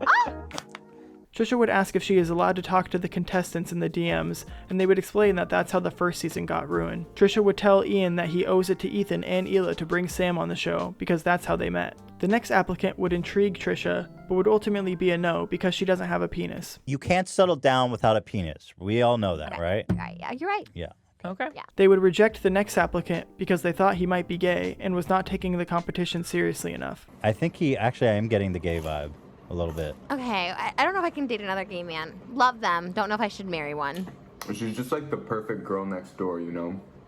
See, that's bullshit. And our careers really align. You're not the perfect girl next door. Yes, I am. The next applicant would also be rejected by Ethan this time because his lighting was bad and he thought the fact that he was a real estate agent was a red flag. They would also have the first instance of watch talk during this episode when Zach called out this guy's watch. And he has a nice watch. He looks like he's in a high rise. How can you tell? It's like so dark. I like a little darkness. That's a Rolex Submariner. I want to be a stand-up Wait, comedian. really? Oh, how'd you spot that? I'm a huge watch guy. So how much that watch cost? Zach. Okay, Zach. Can you go to the? Is he single? You want to get a good No. shot of the? Zach's not. Are you married? Is he married? No. I have a girlfriend. So. Oh, sure. So wait. Right there. All right, that's an early model Submariner. Wow. Yeah, right Zach, there. Cost? Wow. You could probably get those for 9-10 grand. Oh. Yeah. Okay. It's not a presidential. It's not mega. No. Flex. No. It's a nice watch though. It is. Very nice watch. Yeah. The next applicant would also be almost instantly rejected because she described herself as godless and was wearing an upside-down cross. The applicant after this would also be rejected because they felt it was too low effort. Trisha would accuse Zach and Ian of sabotaging her by the applications that they were picking. So Zach and Ian, what's going on with Bagel Blair? What'd you guys like about him? He's not a bad-looking dude. You guys just thought he was handsome? Plus, like Trisha, you said you wanted like struggling or super rich. So I got that, but we don't need basic, Zach. Just because. okay. And you guys picked the two most basic interns to pick the basic people, and that's why we're getting the interns. Well, we're- Basic. Why are we basic? You already. There's 2 that you loved already. Yeah, Not that's insult. true. Yeah, I'm just that's- Take it saying. easy. I wasn't trying to insult them. I'm just saying. The next applicant would turn her on 10 out of 10 until they heard a woman laughing behind the camera, which would cause Trisha to instantly reject him. Directly at you, Trisha. There. That's a female laugh. Yeah. Fuck you. Go be homeless and eat your chicken somewhere else. H3 doesn't want you. You're canceled. Yo, that's true. You can't, bro. That's not cool. This video would cause Trisha to begin to sour on the whole segment. I blame the interns. No, this was a good submission. I mean, they probably didn't pick up on it. Really? This is dumb. I'm over it. Uh-oh, are we getting the other side of Trisha? Yeah. The next applicant would be a borderline yes because he hardly showed his face, but he had a decent amount of subscribers. The applicant following this would almost be a yes because he was funny, but in the final moments of the video, he would reveal that he was 18, which made him an instant reject. The next applicant would be Stallbro. Hey, bro. Do you want a pretzel? I bought this for you. You don't want it? Here, I bought this for you literally just a second ago. Ethan would like his videos enough to request Dan to invite him on the show. He would be ultimately rejected for not showing his face. The next applicant after this would be a furry, and Ethan would say this. I think I'm racist against furries. I have to say. You don't like them? I'm right. People say, oh, you don't like this, you don't like that. I'm just going to flat out say, I'm racist against furries. I think it's racist. Trisha would accept his application, though Ethan would urge her to reject him. The next applicant would be a yes because he seemed genuine. I got some giant balls. Oh. Testicles. And you know what they say about them? What do they say? Carry a bunch of sperm for making babies. That's actually true. Hot. So I look forward to talking to you soon. I didn't know they said that. Oh. The applicant after this would be quickly rejected for too much shtick. The next applicant would be rejected for not being serious enough again. Trisha would again question the authenticity of the segment after this applicant, and Ethan would reassure her that they have her best interest at heart. The next applicant would be a YouTuber that Trisha was familiar with. Holy shit. Trisha would say yes, but hesitantly, because this guy was known for cheating on his girlfriends. The applicant following this would be rejected because they thought he might be gay. The following applicant would be rejected for physically repulsing Trisha. I just realized I'm gonna be single forever. Like after watching these submissions, I'm like, I'm done. This is it. Hold on, he's not done. Oh my god, look at his face. I don't want to look. Like, I'm You're that so turned disgusted? off. Like it's so nasty. The next applicant would be rejected for saying that Trisha was not his type. The applicant after this would almost be a yes, but would end up being rejected because they tried to call his number in the description, and it ended up being one of those fake numbers that celebrities give out to their fans to collect their data. The final applicant would be rejected because they didn't think he lived in America. This would leave them with 6 finalists. Immediately after finishing, Trisha would say this. I was like low-key hoping, because originally I was pitched the idea to come on as a contestant, and Hila's brother's going to be the Bachelor, and then I thought maybe he would apply to be on my Bachelor. He was supposed to. I don't know what happened. He said that he wanted to apply. I found his Instagram. It's fine. I'll just We could take a last minute submission. If not, we can just also hook up. We don't have to date. Oh my god, if your brother fucked. Woo! That'd be fun. I don't. Oh my Let's not have him as a contestant. Let's just meet. No. He's got to come through the show. No, why? Because then it's like a I'm same. gonna DM him. It doesn't matter. He's gonna tell us. You can't. You guys can't get past us. If we fuck, he's gonna tell you. I don't think so. Yeah, he will. Ooh, I love that. Now I really All want right, to fuck all right. So they would finish the episode by talking about Ethan's parents. Trisha would call them both hot and attempt to follow Gary and Moses on Twitter in the final moments of the episode. In episode 183, the beginning of a new, unprecedented era of the podcast would start. They would broadcast the show from the basement of the Klein's house as they had begun quarantining due to COVID. This would be the first episode to feature the format of Ethan and Hila looking directly at the camera instead of the camera pointed at a table where they're facing each other, a format that they still use today. There would be no crew for this episode, which also meant no sound bites or music. They would start by announcing that PewDiePie was meant to be on the show today, but they had to cancel. Next, they would watch 2 videos, one being the Turkish chef CZ Yang cooking without his smile, and Sarah Palin on The Masked Singer. They would talk about how the world was going into quarantine and how different their lives were possibly about to become. Ethan would state that he doesn't think quarantine is going to last only a few weeks, but likely a couple months. They would also discuss how airlines had come to a halt and Amazon employees were still working. But Jeff Bezos, what are you doing to help us? Jeff, if you can hear me. Jeff, he can't hear me. Alexa, tell Jeff to help us. He can hear us. He's such a supervillain, bro. Ethan would once again express doubts towards one of his personal heroes, Elon Musk. I feel like Elon's fallen a little bit. And he's also like coronaing it up in his offices. They would have a broad discussion about the virus for the first hour of the show before getting to some goofs. The first goof would be the first mention of Chet Hanks on the show. Everybody stay safe out there. So, I mean, nice message. Yeah. But obviously... How is this Tom Hanks' son? I was like, who is that? I was like, no way, this is Tom Hanks' son, How are they related? Chet? So here's your boy, Chet. Big up the whole island, massive. It's your boy Chetana, coming straight from the Golden Globes, you want saying? Me father Tom Hanks presenting in a what soon forward come. Big up. He's on the red carpet doing this, man. You know Tom Hanks has got to be like, Chet, can you not do this on the red carpet? Here's another one. Yo, big up the youth them way out of Kingston. Me wake up this morning and me see the thing turn up. Internet gone mad. Respect, you don't know. Me soon forward a yard. Booyaka, booyaka. I feel like he's been practicing that quite a bit.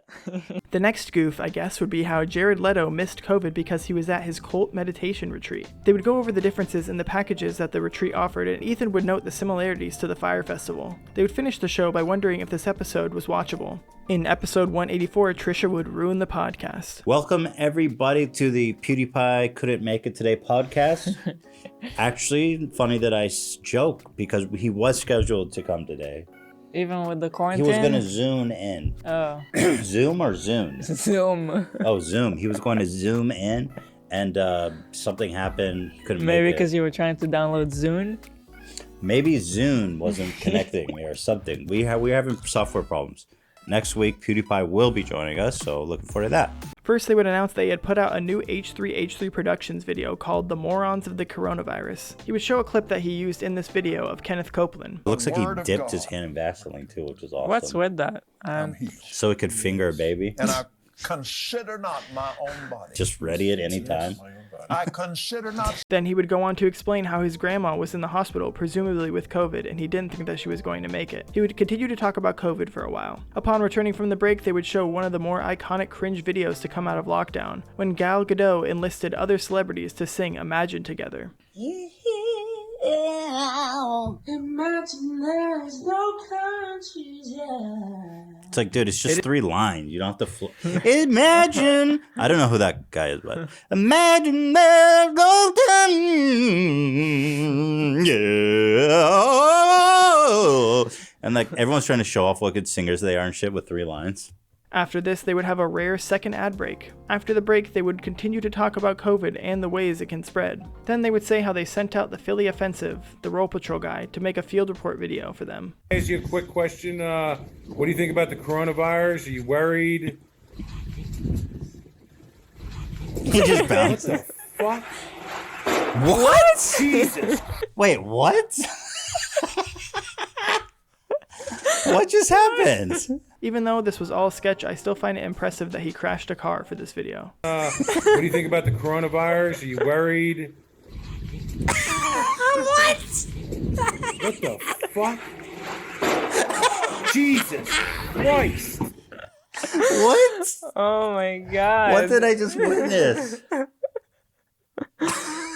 They also said they asked Ethan Bradbury to do the same thing, but his video was so unhinged that they didn't feel comfortable showing it on the show. Luckily, they finally showed it years later, so here it is. No, what do you think about the coronavirus? I don't know. I have no idea what they have to do. I have it. So why you go? So I told you go over there. But I want to sit in the front. No, you go over the back. man, open the door. Open the door. Yeah? Yeah. Open the door. I can't be here? No. But what do you think about the virus? No, open the door.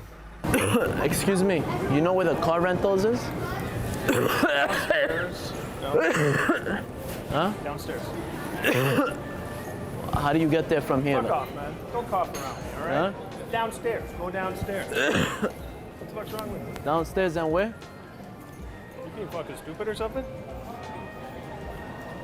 Ethan would also mention that they had Skippy the Virgin make a video for them at the Sundance Festival, but they would end up not having enough time to watch it during this episode. After this, they would cut to a very rare 3rd ad break. Next, they would talk about the title story of Trisha following Ian's lead and ruining the 2nd season of The Bachelor. They would emphasize that they had been kept completely in the dark by Moses and Trisha, and they were pretty sure that they had been spending a lot of time together. He's gonna tell us. You guys can't get past us.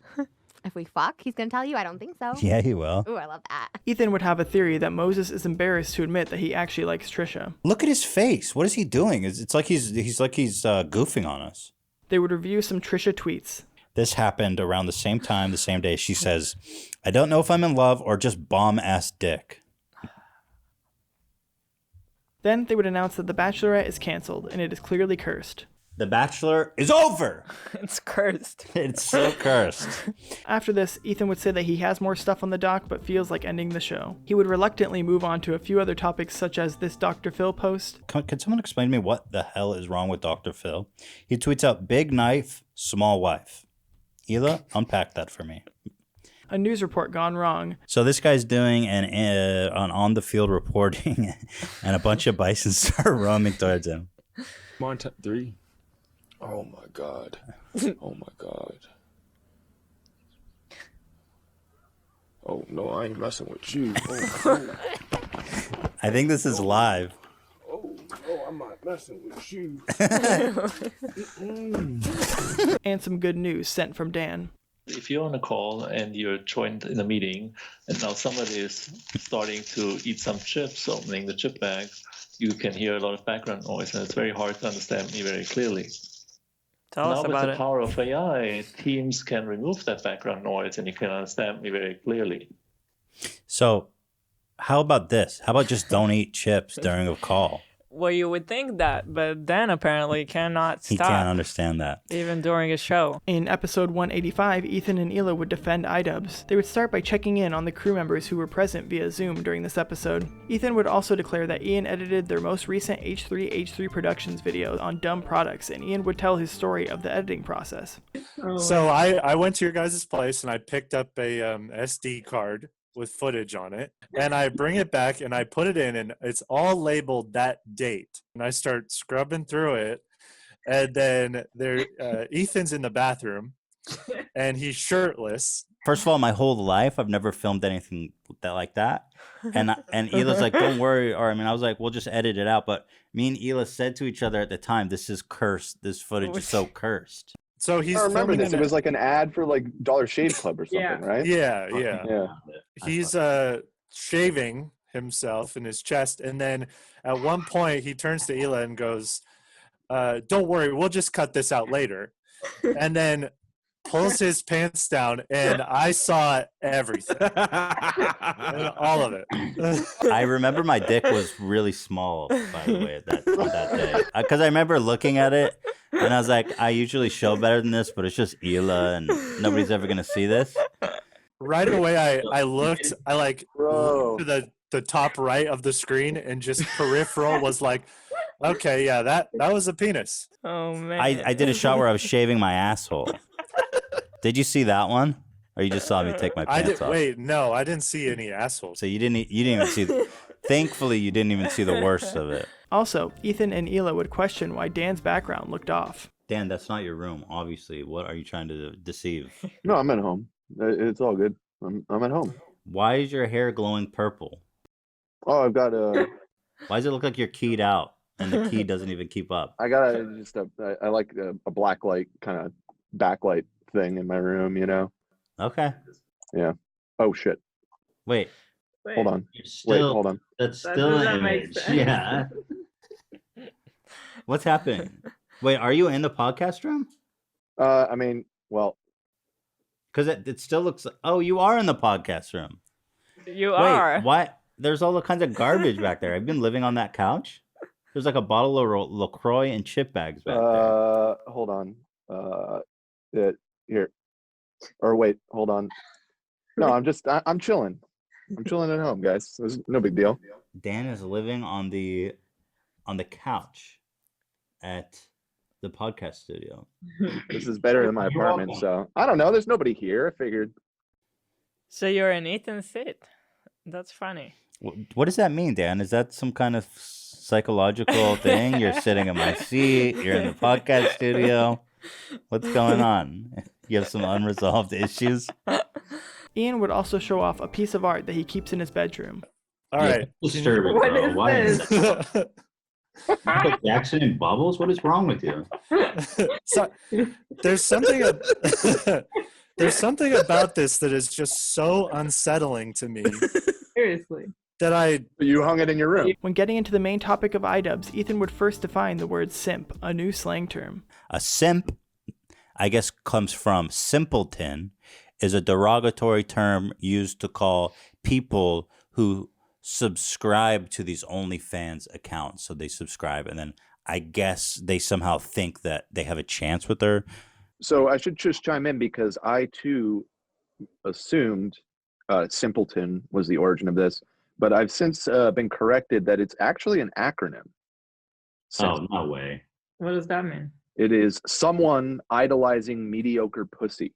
Ethan would go on a rant about incel men and the mindset that most of them have about women. Then they would explain how fans of iDubbbz were calling him a simp for dating Anissa, who was doing OnlyFans. Ethan and Hila would fully defend them. They would also talk about how Leafy is here chimed in on the situation to call iDubbbz a simp. Leafy even came back and made a video, and I would show it, but there's really nothing to show. He just came back.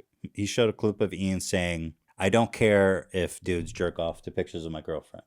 And then Leafy came on and said, he just showed that and said, "Dude, you're a fucking cuck, dude." And that was it. And people loved it.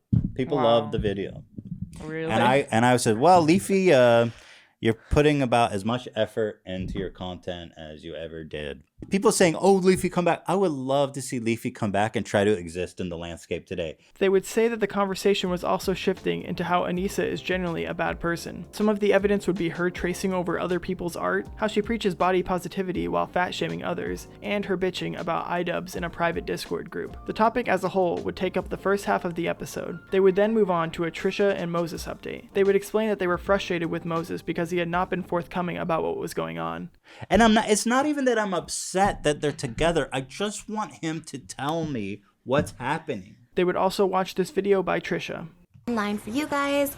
I'll teach you Hebrew. We will just kind of the go alphabet. With Hebrew word of the day, phrases, but we'll start with the Moses is tied up crying behind the camera right now. That's the top comment. So the alphabet goes.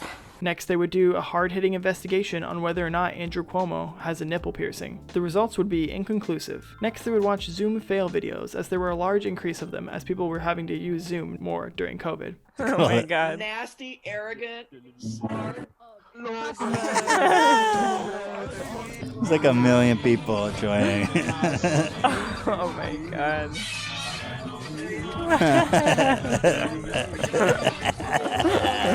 They would also watch this OJ video of him talking about Tiger King. White people, what's with you and wild animals? Leave them animals alone. The show is crazy, but it's so crazy you kind of keep watching. One thing I will say. He's wearing gloves. He's wearing gloves. There's not a shred of doubt in my mind that lady's husband is Tiger Sashimi right now. Don't you appreciate how amazing it is? It takes one to know one, right? As well as this KSI video.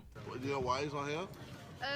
Just couldn't come. He has Asperger's, like autism, so it wouldn't have been very good for him to come. Oh, for real? All right, well, I mean, hopefully you get well soon and see you guys in a bit. Am I being retarded? They would finish the episode with some general coronavirus talk.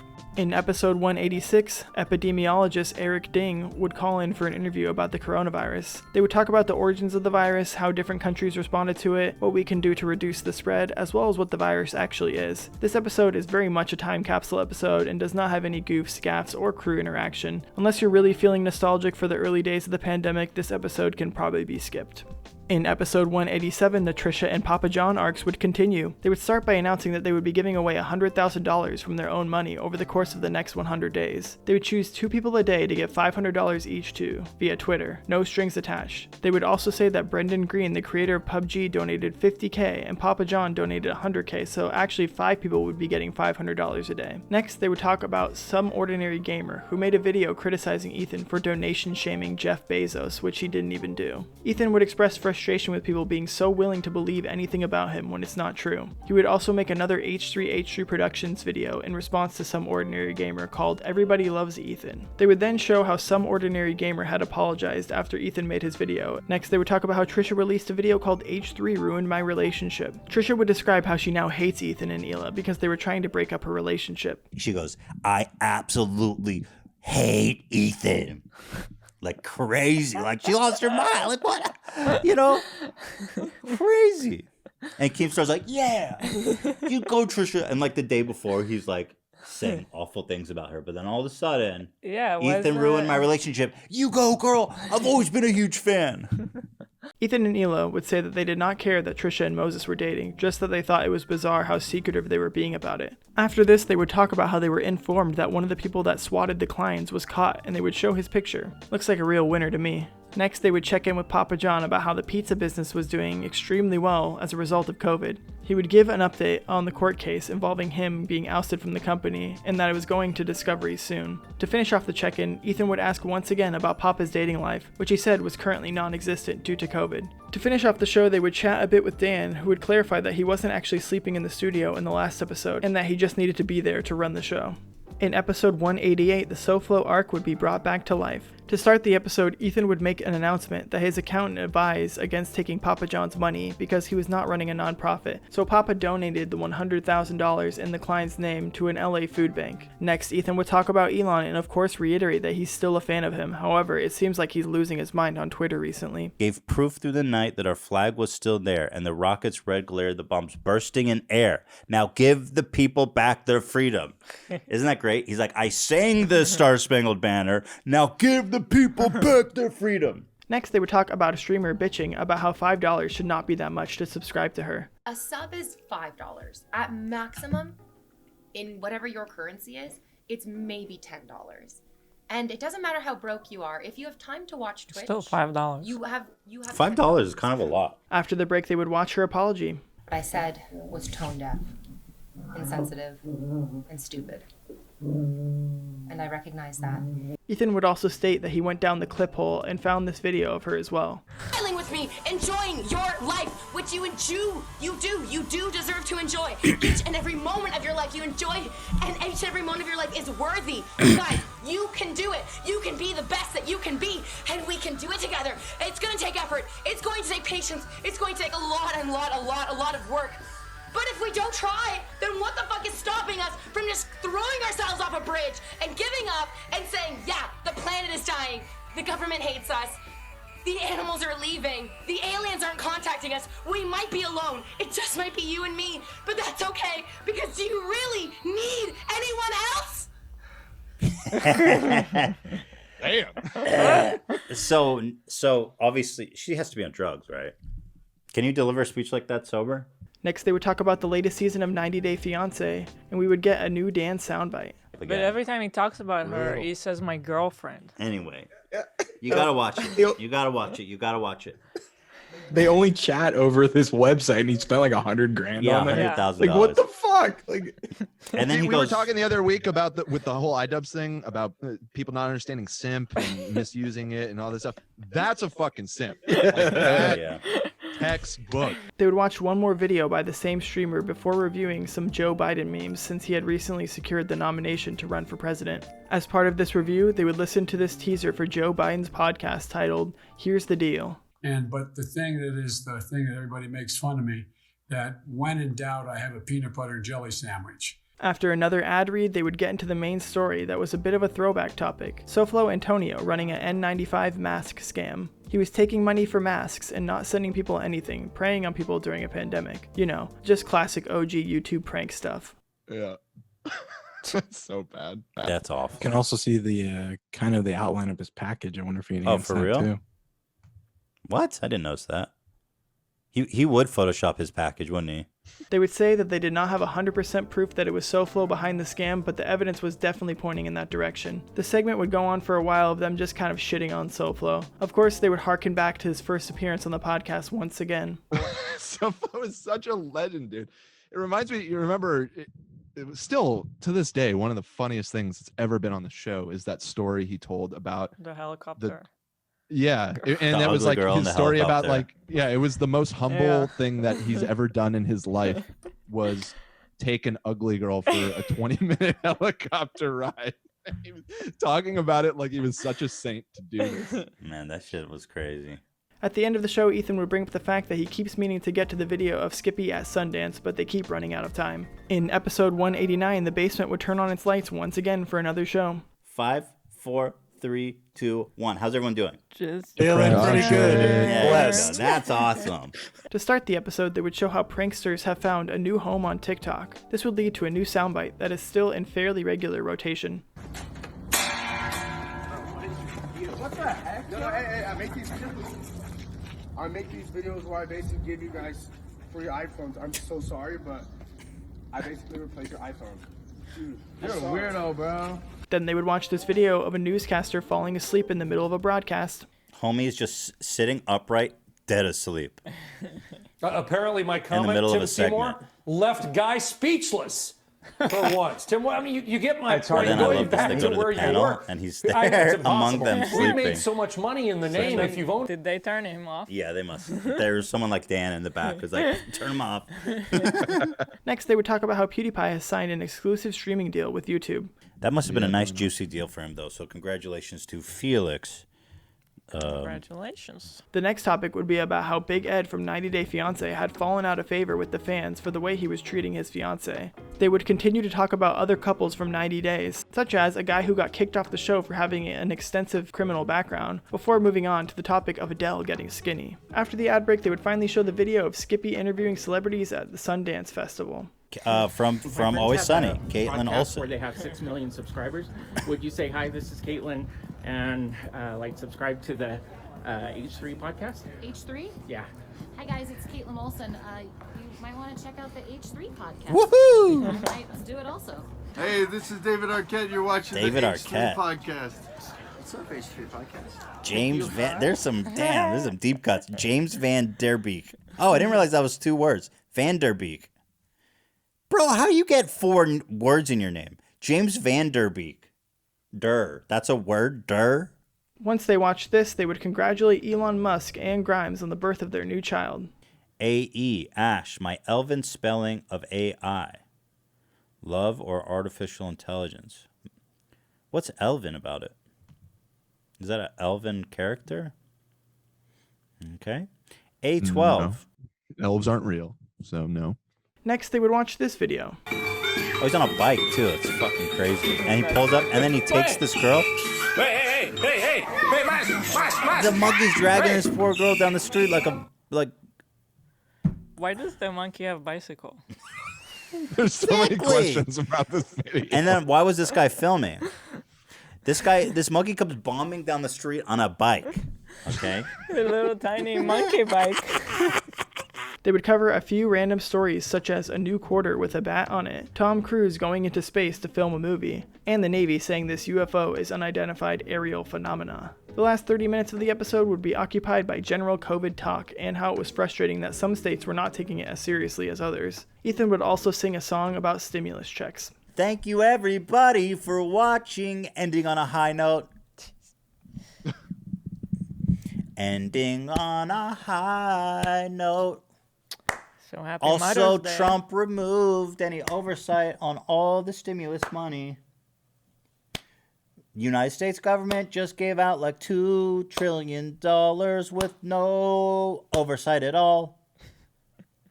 Why is there no oversight on all the true $1 trillion? In episode 190, the basement arc would continue. To start this episode, they would discuss a news story of a super spreader in Korea and question whether or not it might be Soflo Antonio. Listen to this headline. Spike in South Korea infections linked to one man's night out. I was like, holy shit, Soflo's the super spreader. Then they would watch a new Mobility Mary update. Just cruising up to Whole Foods, and there's people chit-chatting in this blue area, but it's huge. The handicap crossing here. Any of this blue, no one is supposed to be blocking at any time. Thank you. I'll take that into consideration. So, that's the situation. By the way, he's a Whole Foods employee, I'm pretty sure, too. The handicap place. Can you please move out of the handicap place? Okay, can you please? The whole parking lot is wide open. Handicap space. People are not supposed to have to force you to get out of this by law. Okay. You're not supposed to be in here. Take it up with management. How about if I call the police? You're insane. I love how he doesn't miss a beat. How about if I call the police? You're insane. Welcome to you're in Mobility Mary's world now, fucker. They would also cover a news story of a bed that can easily turn into a coffin. After the break, they would watch this TikTok. I accidentally dropped a whole tub of cereal on the subway today. I was like, oh my god, this is the worst day of my life. Not my Fruity Pebbles. A Salt Bay video. His dirty ass meat gloves is going right into the kid's mouth. And of course she doesn't want it. You're a weird dude. And his knife is pointing at her, too. As well as review a new bad tattoo. It's like, how fucked up are you, dude, that you're willing to put that on your dome? So how does this fit? Is this worse than Ben's? Yeah. There you go. No hesitation. No hesitation. They would also talk about people getting coronavirus tattoos. Coronavirus survivor with a roll of toilet paper. Well, it's a You're little not a premature. survivor yet. Yeah, I wouldn't. Nobody. You can't call yourself a survivor, man. It's not over. This would lead them to a throwback conversation by returning to a discussion about wiping habits. Did you guys ever get dangerously low on toilet paper? No, I didn't. Yeah. I didn't know. Yeah, I mean, I don't use it, so I wouldn't know. There you go. Wait. Wait, I need to revisit. You wash You're your just saying ass you in the don't wipe sink your or ass. something? Yeah, with the bar of soap. Is that what happens in Zach's Baby house? wipes. I use baby Oh, wipes. baby wipes. Good for What? you. Still, after everything we've learned on the show. Yeah, what about the destroys your monster? plumbing- The sewage monster. I don't care. I gotta have it clean out. Bro, do your parents know that you do that? They use You're only wipes, destroying their plumbing. They use wipes sewage too. You gotta have monster it is clean out. real. No. The truth is that Yeah. it doesn't destroy the house's plumbing. It just destroys the The city's city. plumbing. Oh, okay. That's much better. So- What were those things called? Like the giant Fatberg. Bird balls or Yeah. fatberg or whatever. Fat burger. So we have got some of your shit building up in the city Fatberg. Bro, that's fucked up. We've come so. I thought we would come further than this. Yeah, I thought as it's a been part of show- like the arc of this Listen, story. I thought as a show there was a learning curve here. And Yeah, a exactly. paradigm shift. Next, they would give an update on the 90 Day Fiancé universe because the guy who got kicked off the show had responded to what the podcast had said about him. Because you read it and you looked at it and you questioned me, and it was all based on rumors and lies. Isn't that amazing how that works? After this, Ethan would ask Ian his opinion on Doja Cat promising to show her boobs if her latest song hits #1, and then not showing them after the song hit #1. I did play you. I'm not showing my boobs real hard, man. You got fucking played. You got fucking played. Look at yourself. Ian, what is your take on this? I mean, if she promises to show him again and you're still giving her credibility, I think you kind of goofed a little bit. It seems people that believed her kind of deserve to get played. Ethan would be of the mindset that the world was owed a boob shot from Doja Cat. Next, they would give a Joey Salads update by saying that he had been banned from Twitter for spamming. Rip Joey Salads tried to give himself a blowjob with a gas station tire inflator, but got the tip stuck in the peel, exploding his balls and dick. What the fuck was this copy pasta, Dan? I saw this and you seemed to understand. Somebody posted it up and it went viral and it just got repeated a million times. I was seeing it everywhere. It cracked me up. Apparently. People were posting like fake news articles about it. Shit. So, and then another one. Society, now that Joey Salads is banned from Twitter, it's a perfect utopia. Another story they would cover would be Tekashi 6ix9ine getting released early, and they would read the lyrics to his latest song. This would lead to a new E-list soundbite. Amazing. Yeah, he asks, are you dumb, stupid, or dumb? dumb? It's like, well, huh? And then my other favorite is, haha, bitch, I'm laughing because you big mad. They would show that a girl took a video of him flexing his money on his balcony, which would lead to him having to move. Ethan would say that he thinks 6ix9ine will be killed by the end of the year. To finish the episode, they would talk about how Joji was getting cancelled because some of his fans, as well as K-pop stans, were just finding out that he was also Filthy Frank. The episode would technically end, but there would be a clip after the outro of Ian pitching a new idea. I had an idea when I was on the toilet earlier, and I want to know if it's a good idea. Go ahead. All right. It's called Diaper Wipies. All right. It's a diaper, and there's a wipe inside of it. You pull out the wipe, you clean their little butthole, and then you throw it away. So I'll tell you what's wrong with this idea, and then you can work on it further. Usually, a baby poops, you're going to need more than one wipe. I mean, there's no world in which one wipe's enough to clean that up. Okay. Never. At So best, you need you're more looking at like wipies. 3, at best. I don't like the idea, Ian. I'm Just sorry. the fishbowl? Yeah, It's I'm a bad not idea? investing. I don't know. Well, I have kinda a dig baby it. and then tell. And then Thank you, Zach. I think it is a bad idea because I can't believe Zach. Well, you guys should really have a You kid want- before you start pitching Yeah. kid products. I'm not terribly inconvenienced by having a pack of baby wipes. you kind of need a pack of baby wipes anyway all the time because they get so dirty. Well, you could store them on their shirts and pants and You could hide them everywhere. You could have pouches just built in all over. Yeah. Where on the diaper would the pouch be? I'm not sure. Do you know the anatomy of a diaper? Yeah, I mean, you'd have to. I'm not a diaper engineer. Right.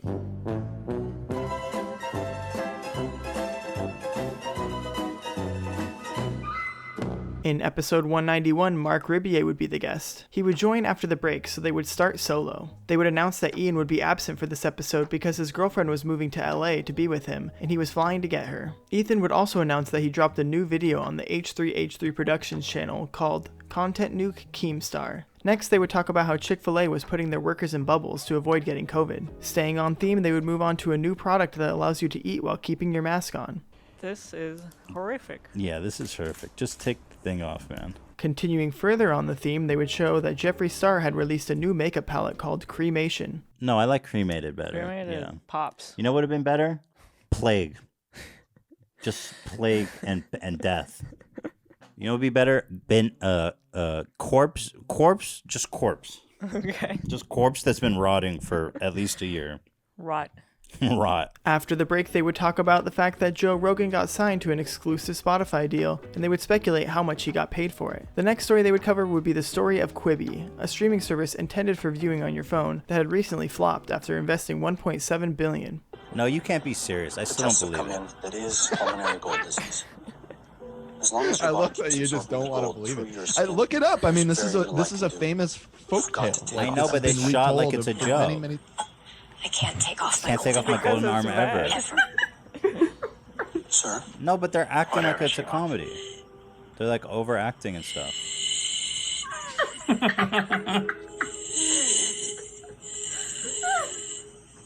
Yeah, no idea how that one could have flopped. Next, they would follow up on a story they had talked about previously of Lori McLaughlin getting 2 months in prison and her husband getting 5 months in prison for paying their child's way into USC. After this, they would talk about the fact that Kendall Jenner was getting fined for promoting the Fyre Festival. This would be the origin of a very heavily used soundbite.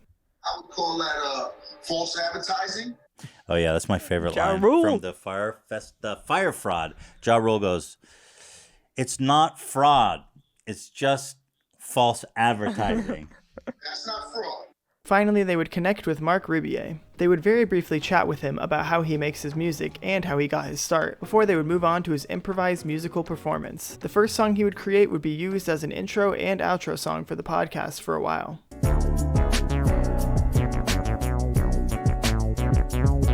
Time to rock, baby. It's time to do it now. It's time to hit it, time to do it, baby. Get him out of here. I said, get it on the microphone. Everybody sit the fuck down. Yo, it's time for the podcast shit.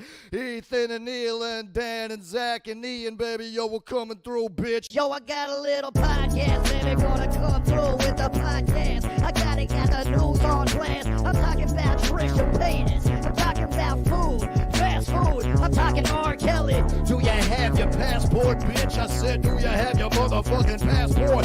Did you get your shots? It's time to go down home. I'ma do it, baby. Time for the shit. Gotta H3. Yeah, let's do a chorus. Yeah. Yo, I said H3. Got. For the second song, Ethan would request a song about Keemstar. Big Keemstar's a giant piece of shit. God damn it, baby. Keemstar's a giant piece of shit. God damn it, baby. Keemstar's a giant piece of shit. God damn it, baby. Keemstar's a giant. I can't do a light touch. It's no light touch when it comes to Keem. I said I'm getting mad, yo bitch, I'm getting mean. It's Keemstar walking around, a douche child, big douche child. Keemstar's a damn douche, bitch. He's a douche, a damn douche, bitch, a douche, bitch. Keemstar's a motherfucking damn douche, bitch, a damn douche, bitch. I said, Keemy, baby, Keemy, what the fuck, goddamn it? Why you gotta belittle mental illness? Why you gotta do that? Why you gotta do that? Why you gotta be a piece of shit constantly, relentlessly, chronically? It's a disease. Yo, baby, get yourself off your damn shit. Gotta.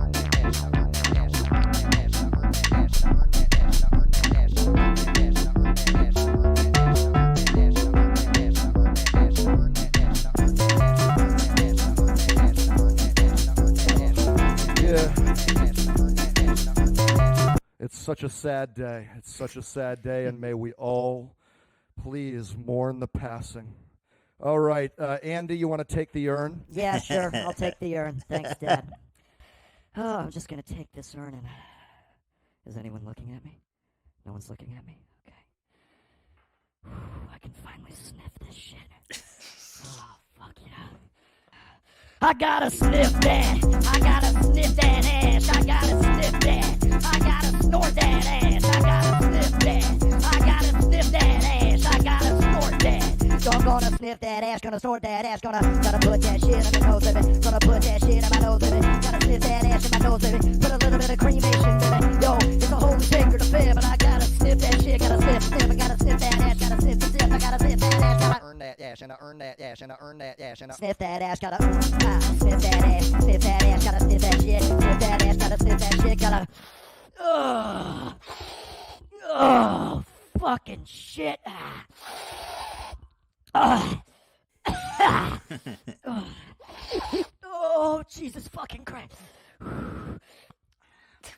Woo! I feel good, baby. I'm feeling good now. I'm feeling better, baby. I got her inside my body, feeling good now. I'm feeling better, baby. I'm sniffing ashes and there's nothing that you can do about it, bitch.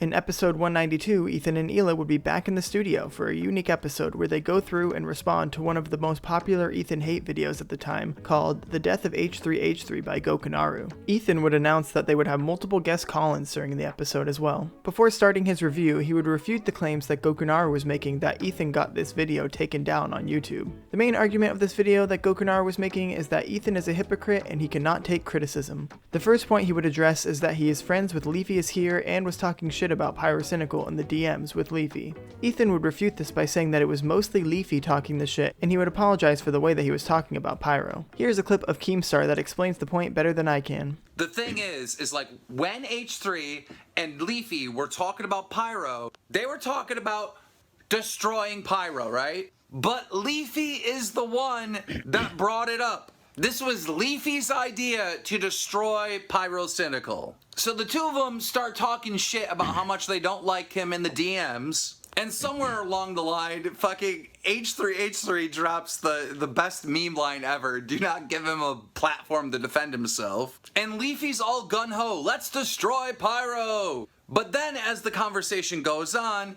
H3H3 realizes that, you know, this is kind of out of line. And Ethan literally says in the fucking DMs, yeah, let's not do this. This is not cool. This is not a good idea. Let's just drop it.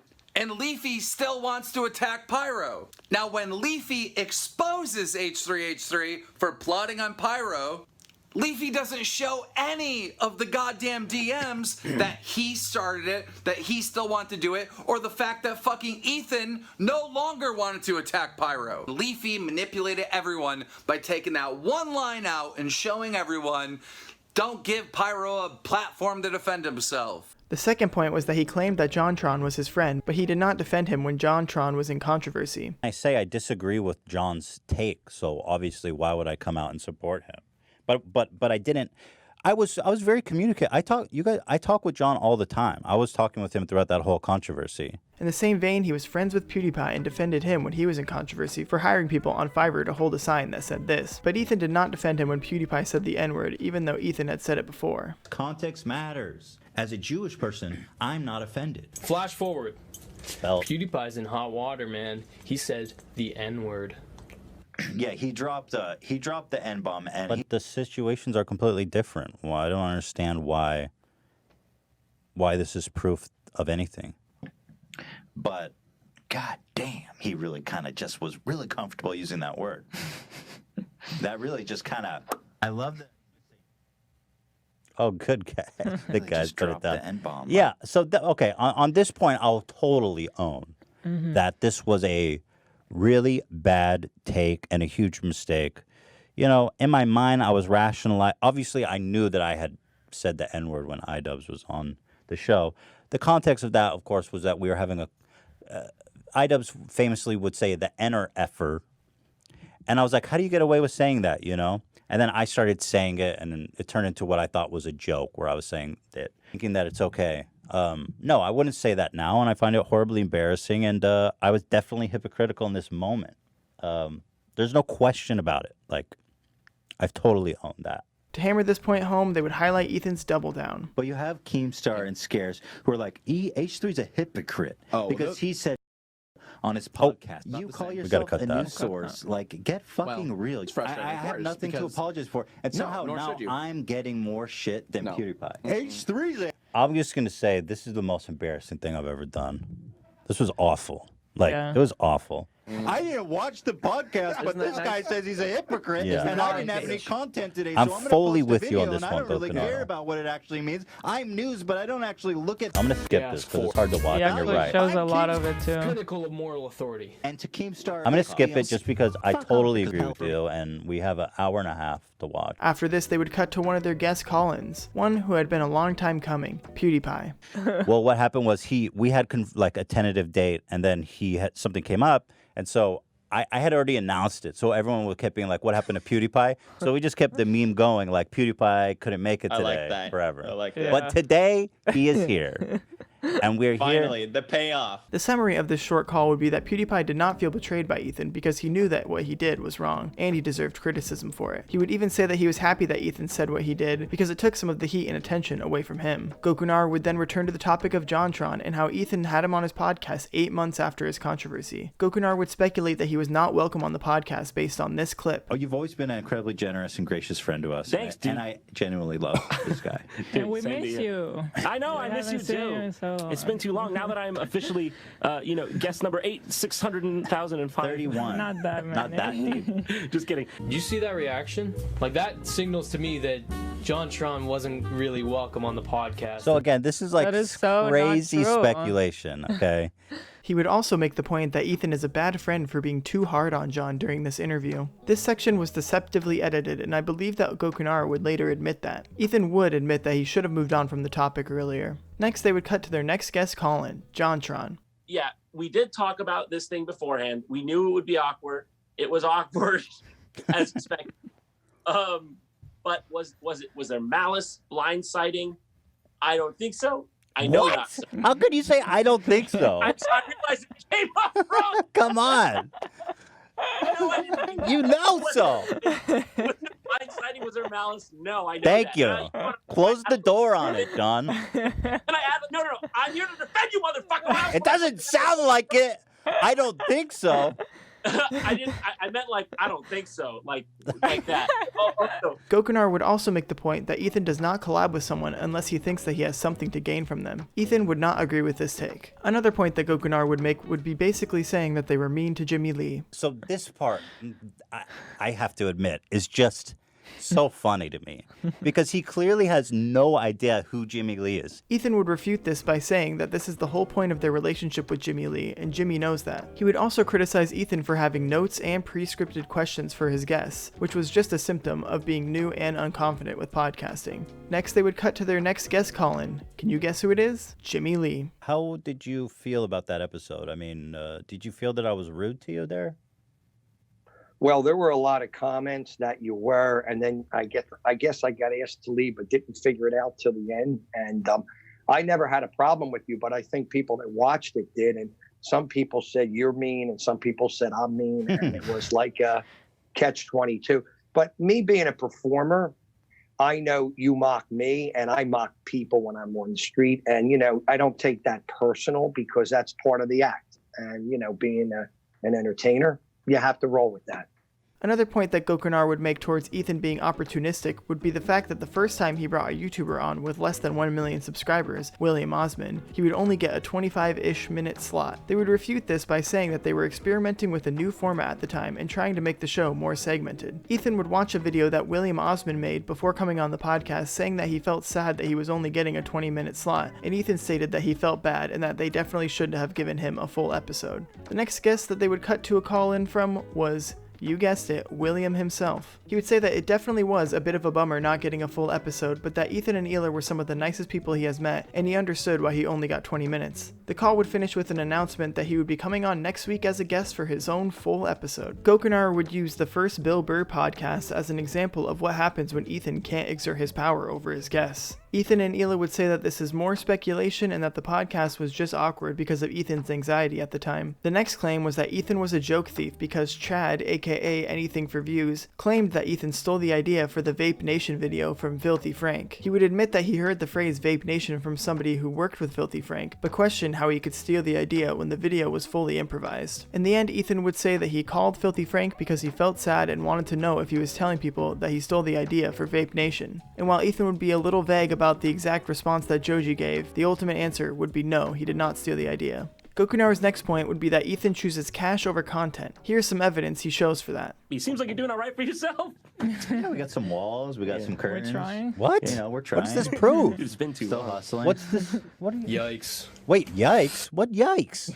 What did I say? I'm not getting the yikes there. Ooh, you really didn't like that. What? I had no problem with that. I was just goofing around. What the heck? He would also say that the only reason Ethan stopped making content on the H3H3 Productions channel is because the podcast makes more money. While Ethan would say yes, this is one reason, he would reiterate that him and Hila just did not enjoy the process of making those type of videos anymore, which they had already stated multiple times in the past.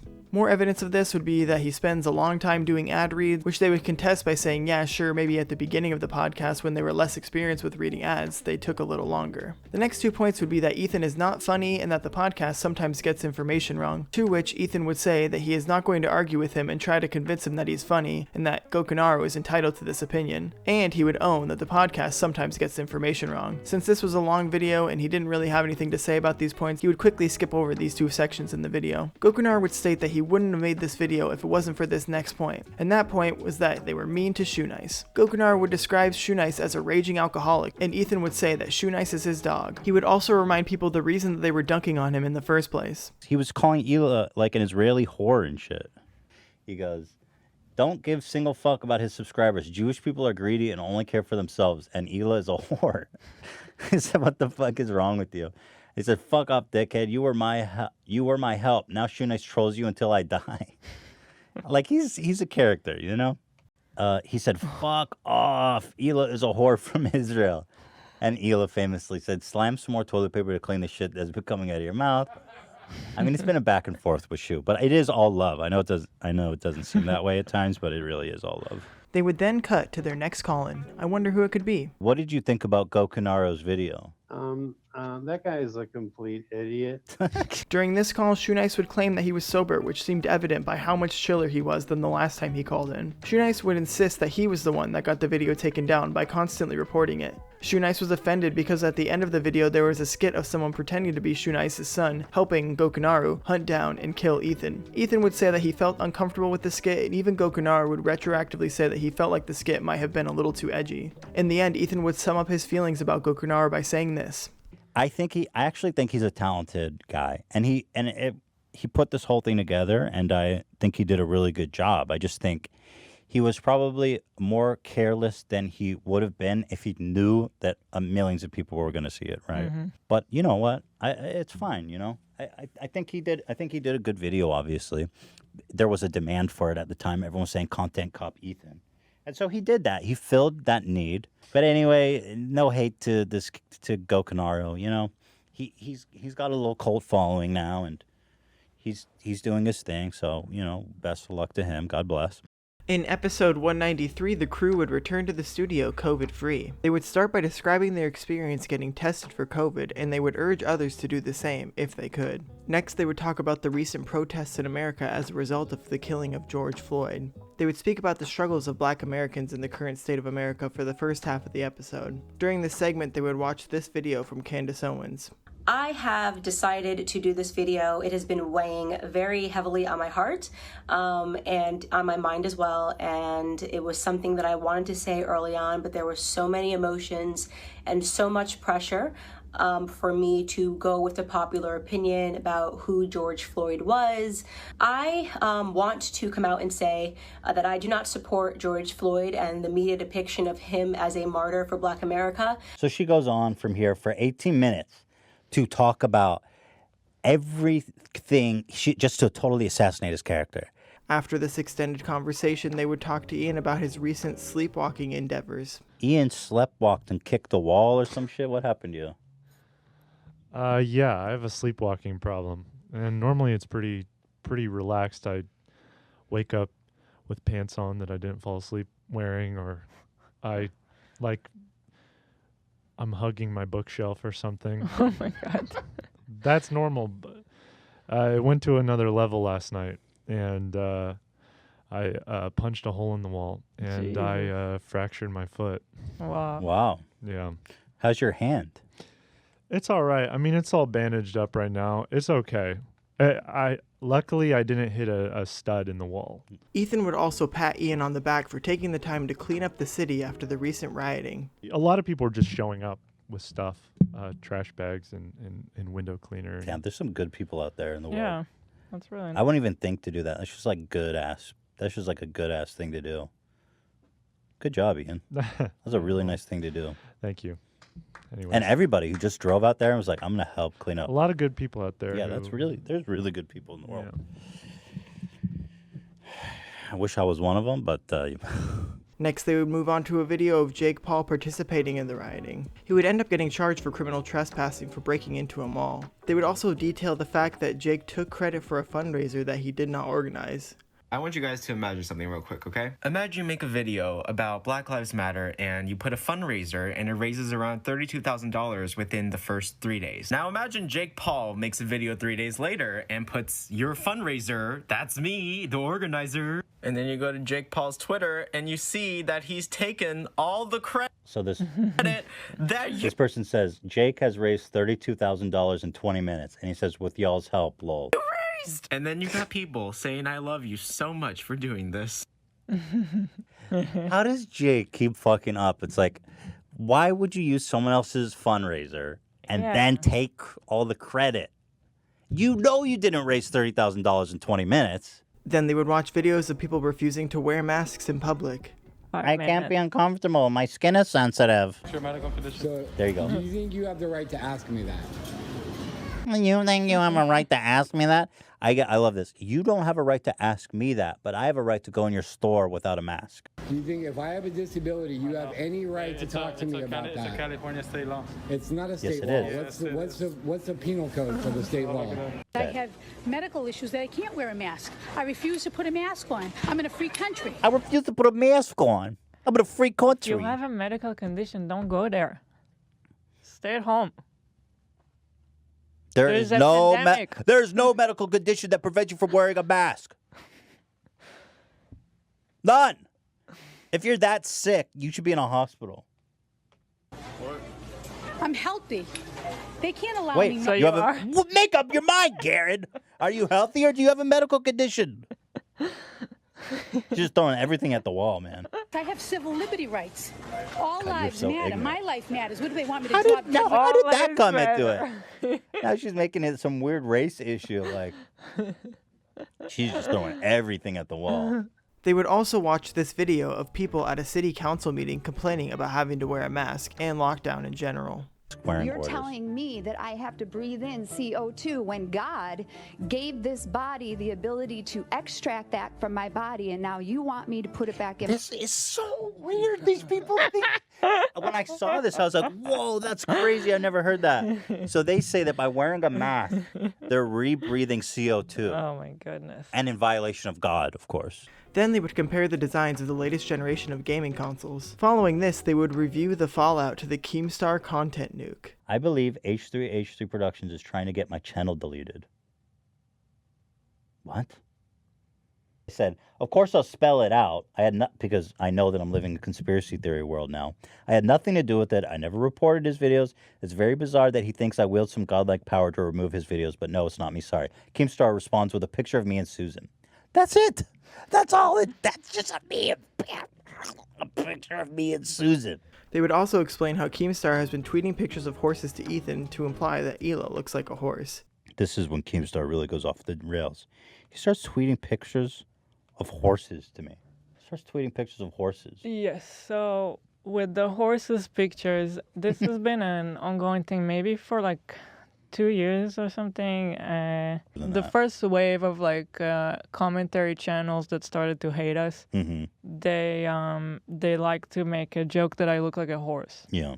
But I find it funny that Keemstar doesn't have the balls to say it directly. Yeah. And he won't say it directly to me, but he's just sending these pictures of a horse. During this section, we would get the first mention of a future crew member, AB. Like, I have this friend on YouTube who I've recently made. His name is Starkiller. Starkiller. This guy, I gotta give a shout out to Starkiller. He's the only motherfucker that rode for me on YouTube.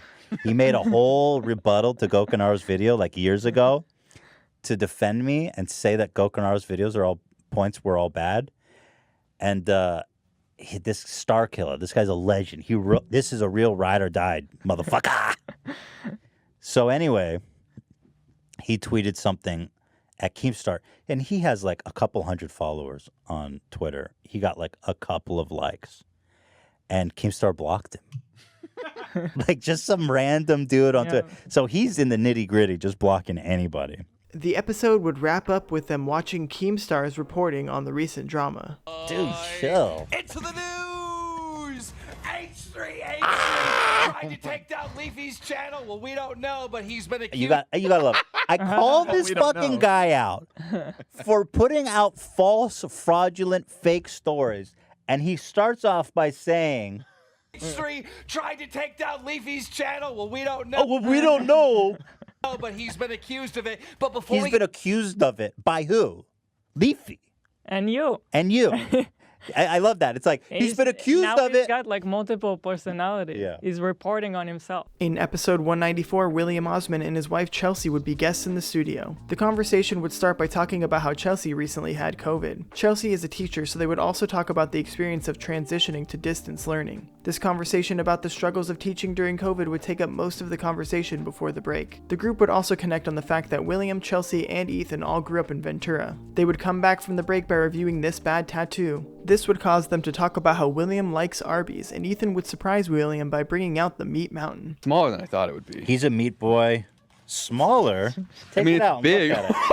Bro, what? Whoa! How's that smaller than you expected? What a mess. Zach would tell his story of eating the meat mountain and how it messed up his stomach for a week. When Ethan claimed that he was able to summit the meat mountain, Dan would remind him that the last time he ate one, it caused him to go vegan for a whole month. William would save the remainder of the meat mountain by stuffing it in his pocket. They would next talk about TikTok and how William was paid by TikTok to make 40 science videos. Following this, they would talk about what video games they were playing, and Ethan would brag about his Diablo account. Next, Ethan would show them CZN, the Turkish chef. Ethan would request Dan to bring the meat mountain back out so he could eat more of it, and Hila would beg him not to. They would negotiate to have pizza that night in exchange for Ethan not eating the rest of the meat mountain. They would also talk about Miranda Sings during this conversation and discuss the fact that a fan had claimed that she sent him lingerie. They would generally defend Miranda and say that they think the fan did her kind of dirty. Oh, how times would change. Next, they would talk about William's COVID haircut and review other terrible haircuts. Some other topics discussed would be the richest women in the world and fan interactions in public. Towards the end of the episode, Ethan would request that William diagnose the vaping and talking beanie because Oliver had broken it the last time he was on as a guest. This has to be recharged though, I think. I don't know exactly. Yeah. Because I never figured out how to. Well, I didn't figure. I just didn't even try to figure out how to power it. Yeah, so all you got to do is charge that. That's it? Yeah. Epic. Wait, but so I The mean, we just machinery assumed and- it was. We assumed it was broken because it was all like.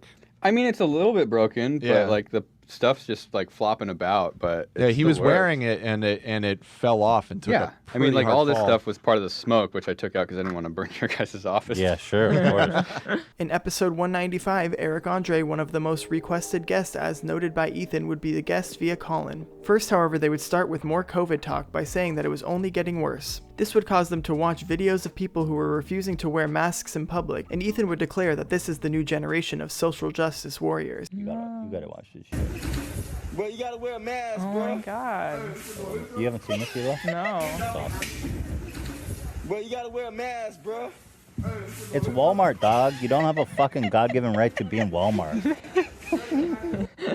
After reading this tweet, Ethan would call this woman a bitch. This would cause them to discuss if it was okay to call a woman a bitch. Next, they would watch this video of Ja Rule thinking he was desperate for money after the Fire Festival fiasco. Come on down to Papa Cristo's, 2771 West Boulevard Pico. Or Boulevard you can Pico. call right now and get it delivered.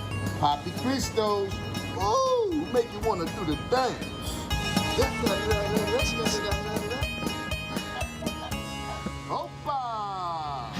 Dan would ruin the fun after they finished the video. Yeah, it's for a reality show called Celebrity Show Off, where stars compete with each other to create compelling content in order to attract YouTube viewers. That's way. You're right. That's why I didn't want to tell you before you watched it. Ja Rule said he made the, and then I'll make it even less funny for you. Ja Rule said he made the video with hopes of helping a small business amid the COVID-19 pandemic. So he's trying to. So he's actually doing a nice good thing, and That's he's actually being funny here. Yes, exactly. Moving on from this, they would talk about how Jenna Marbles was quitting YouTube. They would watch the start of her video when she apologized for doing blackface in 2011, and this would prompt them to watch this video of Jimmy Kimmel. But he used to always do these bits about Karl Malone because he's such a character. Phoning home like E.T. Karl Malone read on TV about white people getting deducted by alien, sticking all. So, I don't know. I don't know if the times just changed up on us. I guess you wouldn't do that today. Well, the times have definitely changed. Yeah. The general consensus from everyone, including Ethan and Hila, seems to be that she was being too hard on herself. So as you can see, I said, hey, ching chong wing wong, shake your King Kong ding dong. Sorry, that was racist. I'm bad at rap songs. I mean, it's just a goof. Upon returning from break, they would cut to the pre-recorded interview with Eric Andre. I'm hashtag blessed. Yeah. See, if I gave you that similar view, you would not be. It would not be Both pretty.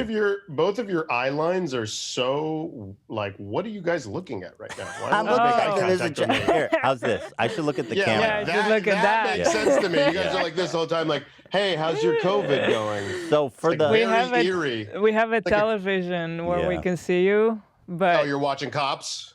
I'm watching Right. Cops. Yeah, I'm not You're really watching paying all the attention reruns to of you. Cops? They would start by talking about Eric's new special and how life was treating him during COVID. Eric would also begin eating tacos shortly into the interview. Some other topics would be Eric's new movie, his Quibi show, and global warming. The final portion of the episode would be occupied by Ethan questioning Eric's health, sleeping habits, and wiping habits.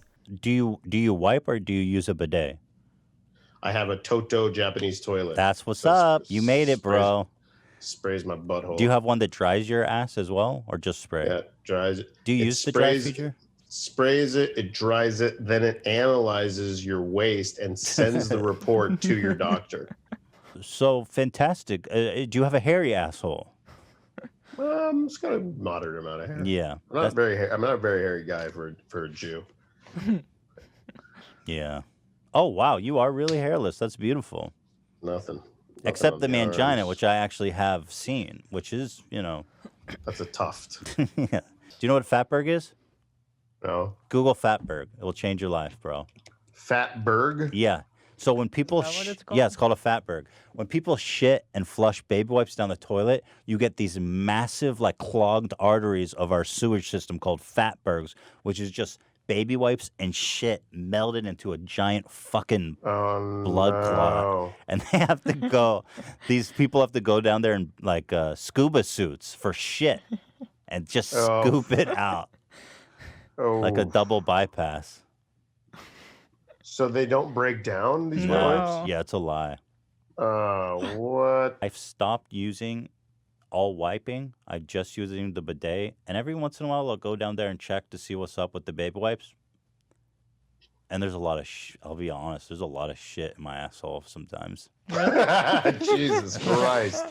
And this podcast took a horrendous turn. But I'm trying my best to keep it. What is the premise of this podcast? This interview kind of reminds me of the first Bill Burr interview in that it was slightly awkward and Erik was busting Ethan's balls a fair amount. I think this highlights Ethan's growth as an interviewer in that he didn't let it trip him up too much. In episode 196, we would get another tea-filled episode. This would be the final episode in the old studio, though they wouldn't know it at the time. They would start the show with brief COVID talk before showing that their interview with Papa John was featured on the John Oliver Show. Like in this interview, where he attempts to prove that he's not a fan of the N-word in the weirdest imaginable way.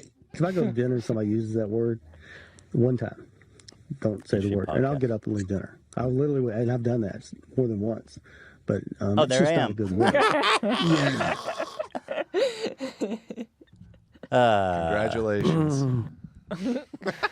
The first bit of tea they would discuss would be Dr. Disrespect getting banned from Twitch after signing a massive exclusive deal with them only a few months prior. The strange thing about this would be that Twitch did not explain why, and seemingly no one else knew why. Even Dr. Disrespect would say that he didn't know why. They would review various tweets from people and speculate on what happened, but it wouldn't come out until 4 years later that he was banned for inappropriately messaging a minor using Twitch's whisper feature. During the ad read for Tushy, they would get into an argument over toilet paper. That is so season 1. What kind of toilet paper are you buying? Dude. Well, yeah, obviously if you buy like 500 rolls of toilet paper, I like to stock it's going to be up. expensive. No, I like to stock up. Okay, but can we agree that toilet paper is expensive? You guys want to give me None of us that? had the real estate in our apartment for 500 rolls of toilet do you paper guys at a time. you guys don't dispute that toilet paper is expensive right now to me on record? I remember that it used to seem expensive to us when we were super broke and we had like no money. Dude, why do you got to make it like a class issue? I'm just speaking for the people. $1 a roll? Yes. Well, what brand do you guys buy? I made something equivalent to this, you know. Gotta get that Kirkland 2-ply. Stop with the Kirkland, Zach. Kirkland 2-ply. I think we do get that.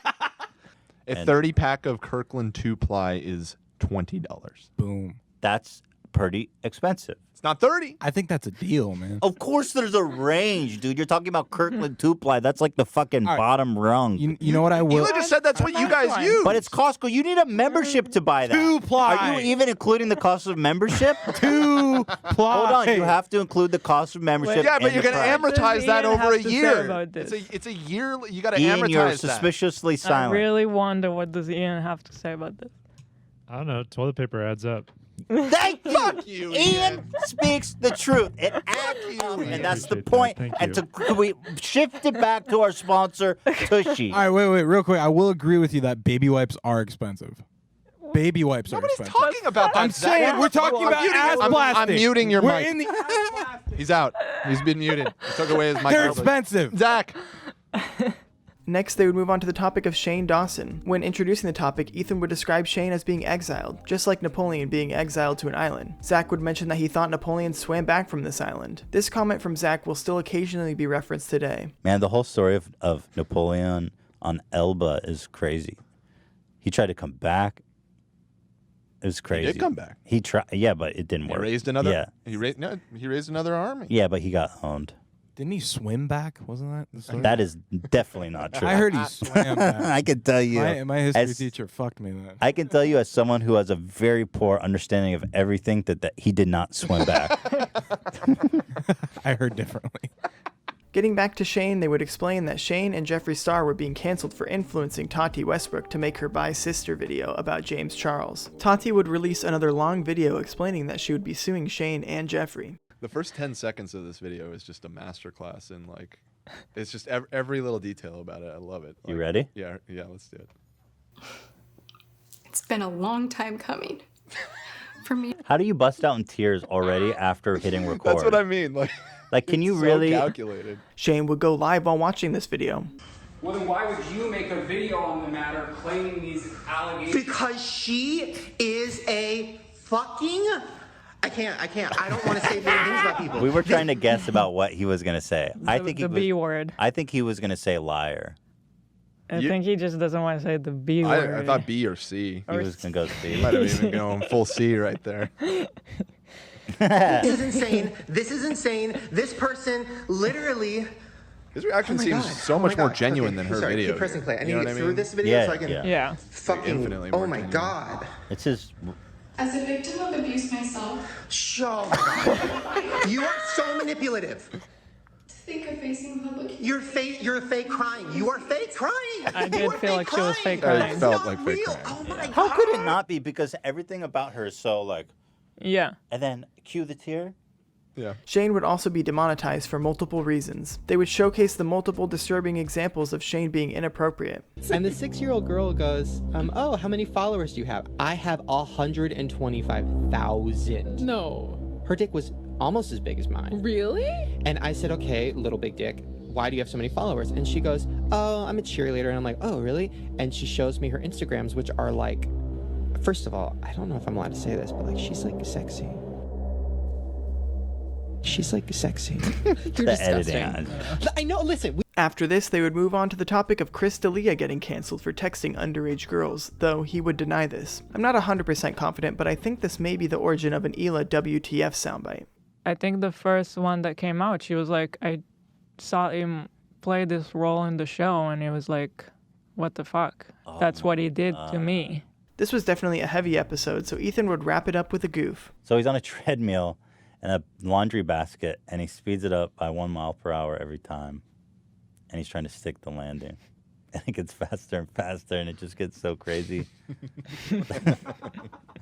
This one he actually pimped out 7 like hard. That's some cool sweet running spot. shit.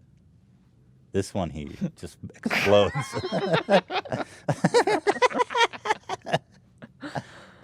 It's so funny. I love him. To finish the episode, Ethan would first get into an argument with soundbites of Keemstar. You're a fucking hypocrite. Well, come on. Who are you to talk, Keemstar? You are a piece of fucking garbage. Wait, hold on, Keemstar. Are you really in a place to call me garbage? Good luck, Ethan, because you're gonna fucking need it. What, are you threatening me now? You really crossed the line. Yeah, I crossed the line. You just threatened me. Garbage. You're garbage. Garbage. Garbage. Then he would come out as a closeted Hamilton fan. You can listen to the album like 7 days a week. It's been a lot less. There was a time when I was... It's been less lately, I'll admit, except this 5 a.m. Well, I took a dump. This morning that you woke me up with it. I woke up at 5 a.m. and I had to take a dump, and it was just awful because it was like So you so put up disruptive. songs. But I was like, I was all hyped to watch Hamilton today that I didn't realize that like the door was open and, you know, I was making way too much noise for sure, and I apologize. I hear like You woke up to it, Elon? I literally woke up at 5 a.m. to hear Hamilton playing and Ethan using like the Toto, and I hear like the air dryer. No, I didn't use the air dryer, Or the but I was water. squirting. And just like that, the lights would turn off in the original studio for the final time. In episode 197, they would be back in the basement with the crew calling in via Zoom. Ethan would explain that he felt that another lockdown was imminent and did not feel comfortable making the crew come in to work in such a confined space. This would be the one time that Dan would conduct the show from his bedroom, as he would move the operation into Ethan's basement before the next show. When chit-chatting about how small talk sucks, especially during haircuts, Hila would tell this story. My worst one was actually the last one that I had with a barber, because since then I only let your mom cut my hair. Mm-hmm. And it was this lady, and she kept asking me, what do I do? And I was trying to do like the video production angle because you don't want to go into like, we have a YouTube channel. No. And then there's this new thing, I guess, where with barbers, they really want to build up their Instagram accounts. Oh no. And they a lot of times will take photos of like before and after or things like that. And so she was starting to go in that direction. So she was like, what's your Instagram account? I can tag you. And when we're done, I can put up a picture and I can tag you. Then it got really awkward because she already knew my name and she was asking me for my Instagram account. I'm not on Instagram. I was already on my phone though, so she saw that I was on Instagram? Instagram. So I had to tell her my Instagram account. Yeah. And then she saw the followers and I could see on her face like, wait, the wheels started turning. Like, what do you do? Like, I feel like she started to think that I'm actually a porn star. Because I told her that I do because I told her that I do video production and I didn't want to go into detail. So she's like, why? And I have followers. And I ended up feeling so weird. Did she say anything? No, I feel like she kind of got the idea that I don't want to talk about it because yeah. That's really interesting. This would cause Zach to tell this story. Am I the only one that has are we the only, do you guys have problems with small talk? Sometimes I'll start small talk with like at the grocery store. You will You start started? it. What would you that ask? guy. Of course. You're the person that we're complaining about. Wait, Well, yeah, I'm very interested by people in their story. Oh, Zach, you have Oh my 30 God. seconds with them. What story? I don't know. Maybe I don't. Anything to brighten someone's day up. I don't know. So maybe you're not brightening their day. Maybe you're just maybe they're like fucking just hate people pissing like them that. off. Casting a shadow on him. Yeah. So wait, what would you ask someone at a cashier at a grocery store? Like, how's your day How's going? life? Oh my God. How's the fruit aisle been today? Fruit's fresh? Ripe? Like I was at the grocery store the other day, and the woman that was scanning my stuff, she looked like she was just in a bad mood, and I don't know. I tried to. And so you went, let me talk to her and really get Wow. it. And it Zach. did. She Wow. actually like it made her happy, just like That's someone what else. you think. What the Zach, you can't. Similar to the Napoleon Swam moment from the previous episode, this moment of Zach claiming that he brightens cashiers' days will occasionally be brought up in the present day to give Zach shit. Next, they would move on to another iteration of trying to find the worst tattoo. You like heaven, don't you, mommy? What? Why would you do that? After the break, Ethan would read what he declared as the best headline of 2020. Amy Schumer's husband, Chris Fisher, is uncircumcised, says pal Jake Gyllenhaal. Evaluate that headline, please, Hila. If you would. That is the best headline of 2020. It says Amy Schumer's husband, Chris Fisher, is uncircumcised, and we have the couple's pal Jake Gyllenhaal to thank for letting us know. But there you have it. So In case you were crazy. wondering, who the fuck would click that? Like, okay, tell me more about Amy Schumer's husband's uncircumcised penis because of Jake Gyllenhaal. Moving on from this, they would check back in with the Dr. Disrespect story. The update would suggest that people will know what really happened within 2 months, however we know that it would actually take 4 years. The next topic would be Kanye. To begin this convo, Ethan would ask Ian, the quote, resident Kanye superfan, how he feels about Kanye these days. Because when you started, you were like straight up superfan Ian. And has your status in the community has kind of wavered too, hasn't it? Because you've been kind of critical of him. I mean, I guess. But my opinions have changed a bit because it's becoming more. I was a fan of the music, the clothes, the performances, and that's kind of taken a big backseat. I don't just because it's him like what's going on now. But every Kanye fan has to be a publicist every time he does dramatic stuff. It's great. Do you feel like you're a publicist right now? I get texts from what's going on? What's up with your guy? My parents text me, what's happening? I'm like, I don't know. He has some good albums. I don't know about this. They would then talk about the fact that Kanye had announced his intention to run for president that year. They would go over some of Kanye's policy, including his opinions on vaccines. He says, it's so many of our children that are being vaccinated and paralyzed. So when they say The way they're going to fix COVID is with a vaccine. I'm extremely cautious. That's the mark of the beast. They want to put chips inside of us. They want to do all kinds of things to make it where we can't cross the gates of heaven. I'm sorry when I say they, the humans that have the devil inside them. And the sad thing is that the saddest thing is that we all won't make it to heaven, that there'll be some of us that do not make it. Next question. Thoughts on vaccine? I just love the next question. Yeah, I love Moving that. on. Next, they would talk about Keemstar attacking the streamer Alinity for saying that she was suicidal, while reacting to the story of the streamer Rekful taking his own life. Before getting into this, they would talk about how Rekful was in real life streaming in Spain and ran into Ethan's parents. I regretfully forgot to include this in my recap when it originally happened, so I'm happy I can include it here. Here's my parents just like framed up perfectly, I thought you had to for be good likes at on this conversation. guy's IRL stream. 10,000 people watching. Are you Ethan's parents by chance? You are? I'm also I'm a Twitch streamer. He streams on Twitch now. So I knew him. Yeah, that's really cool. My viewers were all seeing, they saw you in the background of my video and were spamming the chat. Yeah. This shit is so fucking weird. What are the damn chances? By the way. Oh, really? Oh, was that for me? I feel bad now. I was making Ruined fun the of my surprise, dude. dude, what the hell? I was making fun of my dad, and he's over there buying my ass a gift. I actually like those lights. They're pretty cool. I hope it is for me.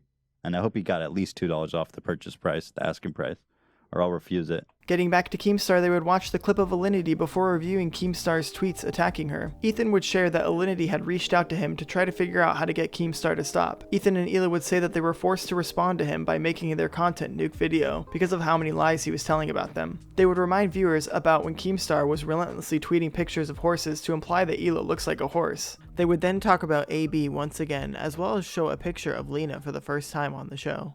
He's known to be a fan of ours, and he doesn't like Keemstar. But he's a very small channel. He has at the time like 1,500 followers on Twitter. And Keemstar goes out of his way, this account with 1,500 followers, and he starts tweeting pictures of the Wicked Witch directly to him. Presumably to make fun of the way his wife looks. Keemstar clearly has an issue with women. So insane. I mean, what is his problem with women? I found the fact that he went after her so disturbing because in my mind I was like, at least like when he goes after me, I've also talked shit about him, and I'm also like more involved in the topic. But why are you going after this guy's wife? They would also show this iconic tweet from Hila as a response to him harassing AB and Lena. She says, "Do you want to know what a bitch is? B, being Keemstar with 2.8 million followers. I, is tweeting at Starkiller with 1,500 followers. T, to mock his wife's looks. C, comparing her to a witch. H, haha, it got 2 likes. Keemstar's tweet got 2 fucking likes." And then I took the Keemstar approach. I dedicated to him. I learned it from what he was doing to Starkiller. I unblocked him. I tweeted at him, and then I blocked him again. And then in return, he blocked me. He blocked you within like 2 seconds. 2 seconds. 2 seconds of sending right this after tweet. this tweet came out. Towards the end of the episode, Dan would mention this about the Napoleon conversation from the previous episode. A very insightful commenter on the last episode did point out that he pulled it up on Google Maps, and there is a series of small islands between Elba and mainland Europe. That means that the furthest you would have to swim at a time is about 4 miles, which is reasonable. So what I'm trying to say is I think I'm convinced. I think Napoleon swam back to Europe. Yeah, you got me. And have you found any literature at all that supports that? No, nothing. One of the final mentions on the episode would be the fact that it's Dan's 3-year anniversary on the show. In episode 198, Oliver Tree would return for a second appearance. The interview would begin with an announcement that Oliver's latest album was officially out. Ethan would ask about Oliver's latest injury. Yesterday I rode the world's biggest scooter a half mile, and I broke the world fucking record, and a lot of people are talking about it. And I don't know if you watched, but there was an actual accident that happened at the finish line where a gust of wind actually knocked me over. I actually broke my radius bone in my hand, broke multiple bones in my ankle here. You can see this. I got a couple abrasions wounds, nothing too major. I've definitely had much more gnarly crashes, but The whole interview would have a jokingly hostile vibe, with Oliver continually riding off-screen on his mobility scooter for dramatic effect. Oliver and Ethan are so sarcastic with each other, it's hard to tell for sure what is genuine, but it seems that Oliver was expressing some actual frustration with his record label and the music industry as a whole. Similar to his first appearance, Oliver would bring gifts for the whole crew, as well as Theodore. First things first, I want to give a gift to my godson, Theodore. Can you bring that out? Not that one, the other one. Did we name him Godfather? Yeah, that one. Last time. Oh, we did? For Theodore, I got him his my first God. Razor scooter. Wow, that's super nice. I want to apologize for taking your guys' stuff and messing with it, and I want to give a gift. This is also for my godson, but it's also a gift to the parents as well, in the sense of, you know, you get to see him wear it. And bring it out. Oh my God. Oh, wow. So How this is many actually a beanies are in 30 there? stack that I had constructed for Theodore. I had the idea in a dream. And this is something that I think, you know, he could probably wear out and about when you guys take him. And I think it would look very good on him. And next up, I want to say, Gila, I am such a big fan of what you're doing with Teddy Fresh. I'm so inspired by what you're doing with your designs. I do want to share a gift of one of my designs. This is actually my most famous design. This is something that I actually designed myself. And there's only 30 of these. So I want to gift. Oh my God. Wow, brand new. My fashion. Dude. That is amazing. I want to say, Dan, thank you so much for putting this whole thing together. I know it was not easy, especially with these two knuckleheads. They canceled like 6 times. So I want to say thank you for making it happen. I have a gift for you. Bring it over here.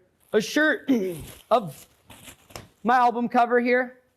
Oh, that's and nice. The reason it makes this special is we actually got these shirts in last night. There was only 2, and one of them's for me, and one of them is for you, Dan. Wow, that is exclusive. And Ian, I just want to say, I admire your work. I love what you're doing with PowerPoint. And I know that you did collect Bill Delphine's spit. I saw that you had her jar of spit. And so I wanted to give you a little gift. This is something from my personal collection. I've actually made a little jar bro. of, oh shit. This is actually my spit. That it's a is little fuck. spit tune Throw that that I out, used from please. smoking. I don't. No. That is so disgusting, bro. Zach the intern, I'm a big fan of what you've done for the podcast. You've taken things from here to here. I want to give you this gift to let you know I acknowledge your contributions, and I got you a little hair moisturizer. Hey, mayonnaise for Zach. He'll And that's for surely him. I know he appreciate uses that in his hair, so do what you want with that, egg salad or hair, you know. This is actually a painting I painted of myself, and I wanted to give this to you, Gila. Wait, why does Hila get another gift? Couldn't you give it to me? Thank you. I love it. That's for me to you, and I just want you to know you can put that anywhere. Made by me. That's everything? You didn't get me anything? Grab me a sticker. So, Ethan, I know you're a huge fan. I'm going to give you a signed sticker. This is something that's definitely going to be worth a lot one day, so I just want you to know this is probably worth more than anything anyone's getting today, so don't feel left out. They would review one of Oliver's latest music videos for the song Cash Machine. He would express he is super proud of this music video, but was disappointed by the amount of views it had, at only 11 million views. He would say that the video cost twice as much as his producer said it would, and that this was his personal waterworld. The next song they would watch would be Let Me Down. Oliver would once again express frustration with his label and the process of making this video, but similar to the first interview, it's extremely hard to tell the difference between when he's being genuine and when he's just doing shtick. After this, the gifts that Oliver revealed for everyone would be delivered to the client's house. Then, when explaining Little Ricky, Ethan would begin discussing his dinner plans with Hila. He's working on sound designing software. And the thing is that I got a chance to work. Are you listening? No, I'm totally listening. Keep going. I was just discussing my dinner plans with Hila. Okay, dude. This interview is done. Hey! Little Ricky is so fucking epic, dude. You should be so lucky to have me talk about him on your bitch-ass show. Oliver and Ethan would finally find common ground when talking about pizza toppings. Oliver, thoughts on pineapple on pizza? Love it or hate it? I knew that'd get you back in here. Not a bad question. So truth be told, it gets a bad rap. A lot of people say pineapples do not belong on pizza. I know in Italy it's basically a crime. But I have to disagree. I think pineapples do belong on pizza. I think pineapples do belong on pizza, and I'll say this right now. Tastes like a goddamn Christmas miracle. I agree with you, Oliver. I feel like we just found common ground. Ethan would close the interview by saying this. You know what, Oliver? I love you. You are a talent. You are a powerhouse. You are a true original. You are a tour. You are a tour de force. Is that the expression? Ooh.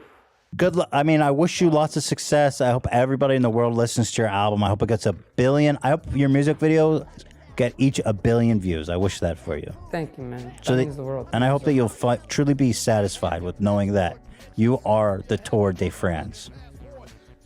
Thank you, man. And I know I'll never be satisfied, so I'm just going to learn to love and accept myself and accept where I'm at. And at this point, I'm going to go do something productive with my day. I'll see you guys later. All right, Fuck! Fucking In episode 199, iDubbbz would return. They would discuss iDubbbz's creative process when making these new long-form videos he had been doing, as well as how things are going for him during COVID. They would also talk about his recent Simp debacle and how fans often perceive YouTubers, themselves included, as different than who they actually are. When talking about this, Ethan and Hila would repeatedly support and defend Ian and Anissa. I'm sure they will return the favor eventually. At around the halfway point, Dax Flame, the most recent subject of Ian's documentaries, would call in. They would ask Dax how he feels about being the subject of a documentary and what he thinks about the way people perceive him, and that most people don't know if he's joking or being serious most of the time. Do you understand why people think that you're mysterious, or to you, are you just being yourself? I think I get some of it. Yeah, but I also don't really need to examine it because it's like, right. If I try and find a line and then address the line specifically, it's better just who cares because the mystery is good. So, yeah. They would also discuss how Dax's time working in the ice cream store was going, as featured in the documentary, and he would mention that it made him hate ice cream, as well as the fact that the store is now closed. Dax would also talk about his idea for a smoothie game show that was featured at the end of the iDubbbz documentary. They would also discuss their most hated jobs as well, and an H3 classic topic, wiping habits. Dax, may I ask you a personal question? I recently acquired a bidet. And before we went on, I took a shit. I have a toilet literally right behind us. There's a bathroom there. And I used toilet paper for the first time in a while. I like to remind myself of where I came from, to know where I'm going, as they say, or whatever. What I'm wondering, what do you mean? Like to stay in touch with the people? Well, I don't necessarily think that a bidet is so bougie. Although I will admit that ours is very bougie. But what I'm leading to is, what is your wiping ritual? Oh, just the pretty average toilet paper. Yeah. From the front or the back? Oh, no comment. We did a poll that showed actually, I think, like 35 to 40% are front wipers. So I don't know if that encouraged you to share if you're front or back, but of course. Oh, I'm probably more in the majority there. You're in the majority, yeah. Understood. So what do y'all think is the key to YouTube success? Changing topics. That was like not. Damn. Talking about how you poop. Hang on, dude. We can't steer that.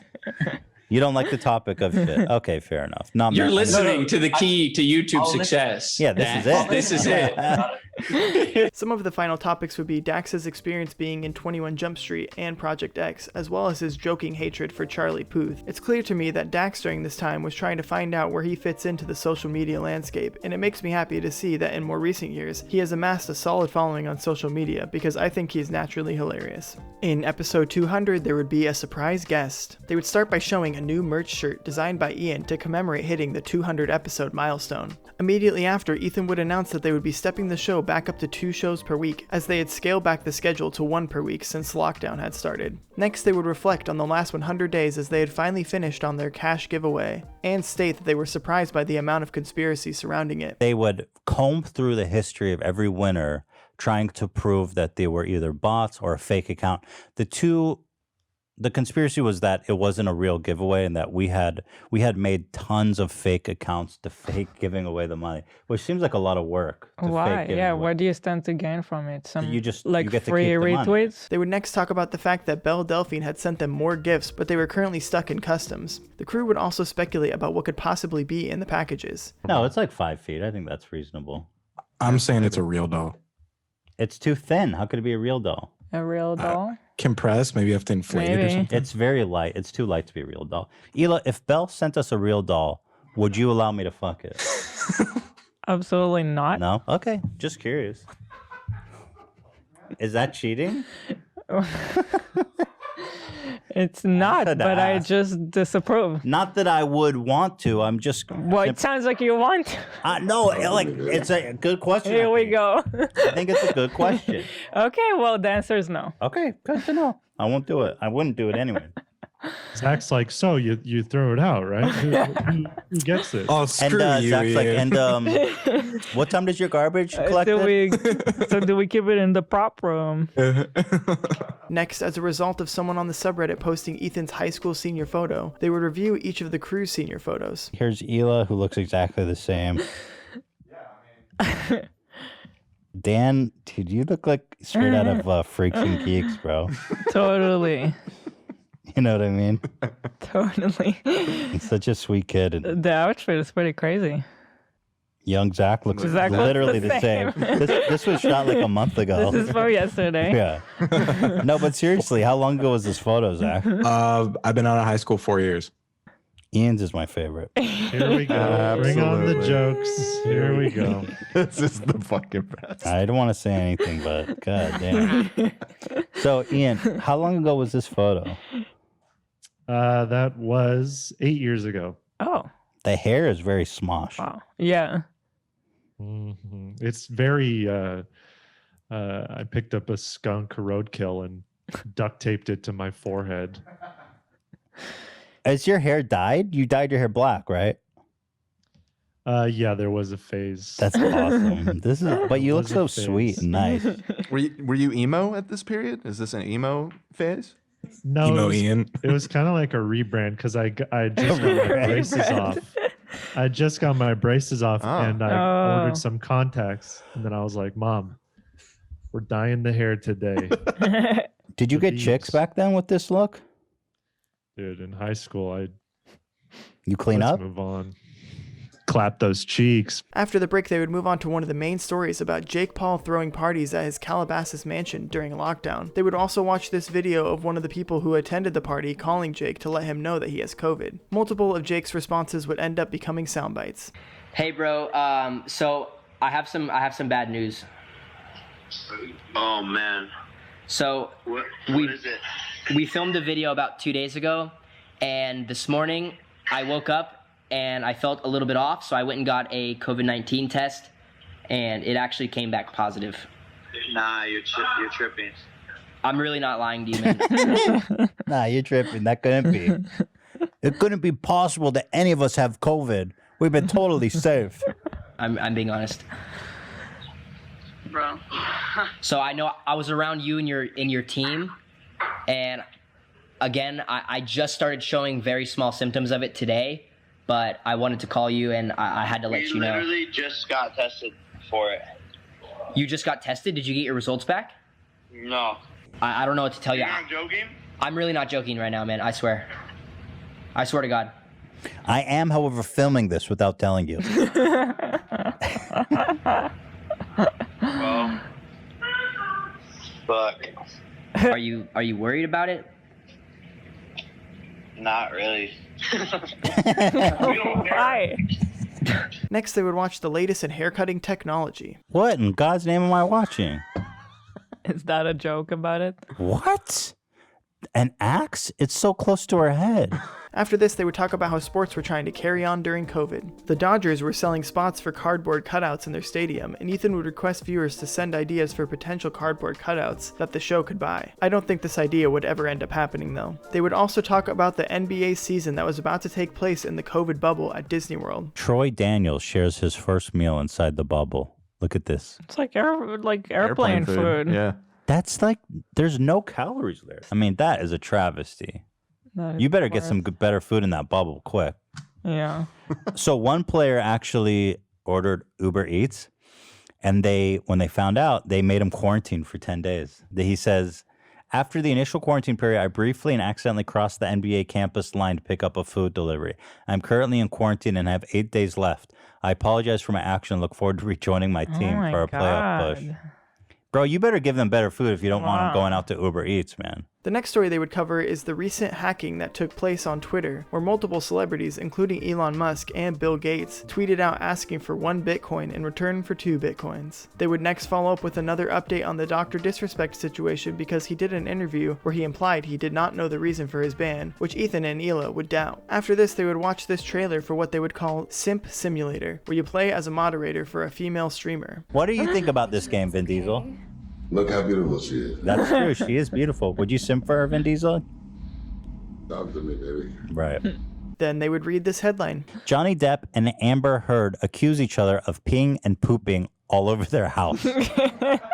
Johnny Depp and Amber Heard are going through a really messy divorce, as many of you probably have heard. It's making big headlines. And one of the stories is that Amber Heard apparently used to take big steamy dumps in their bed. According to him, and she just says, no, he does. To finish the episode, they would air a surprise interview with Jimmy Lee. Jimmy would update them on how his life was going, trying to balance his comedy career with his dentistry career, especially during COVID. This interview would be filled with Jimmy's crude and poorly conceived jokes. But hey, what can you do? Forget about it, huh? You got to forget about it. That's what you heard about Nikki Pumpanese. You know Nikki Pumpanese, Hilla? No. Nikki Pumpanese, he had a rape charge. You didn't hear about Nikki Pumpanese? He had a rape charge. I'm sorry. Okay, we're doing a rape joke, Jimmy? No, he had a rape charge downgraded to tailgating. He had a good lawyer. Nikki Pumpanese. I thought you knew him. Pumpanese. I guess I don't understand. It was, like a niece? Are we talking about incest Oh, rape? yeah. Well, you do know Nikki Pumpanese. You do know. Wow, that's pretty dark, Jimmy. Well, how old was the niece? Yeah, how old was the niece? 12. Holy smokes, Jimmy.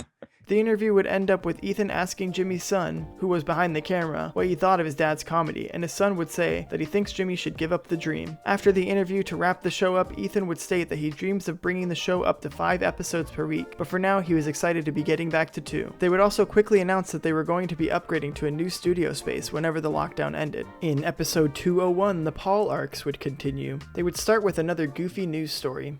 Block dozens of calls after her ex-partner allegedly took her phone number and plastered on poles here around the CBD, telling people to call up and impersonate Chewbacca for a chance to win $100.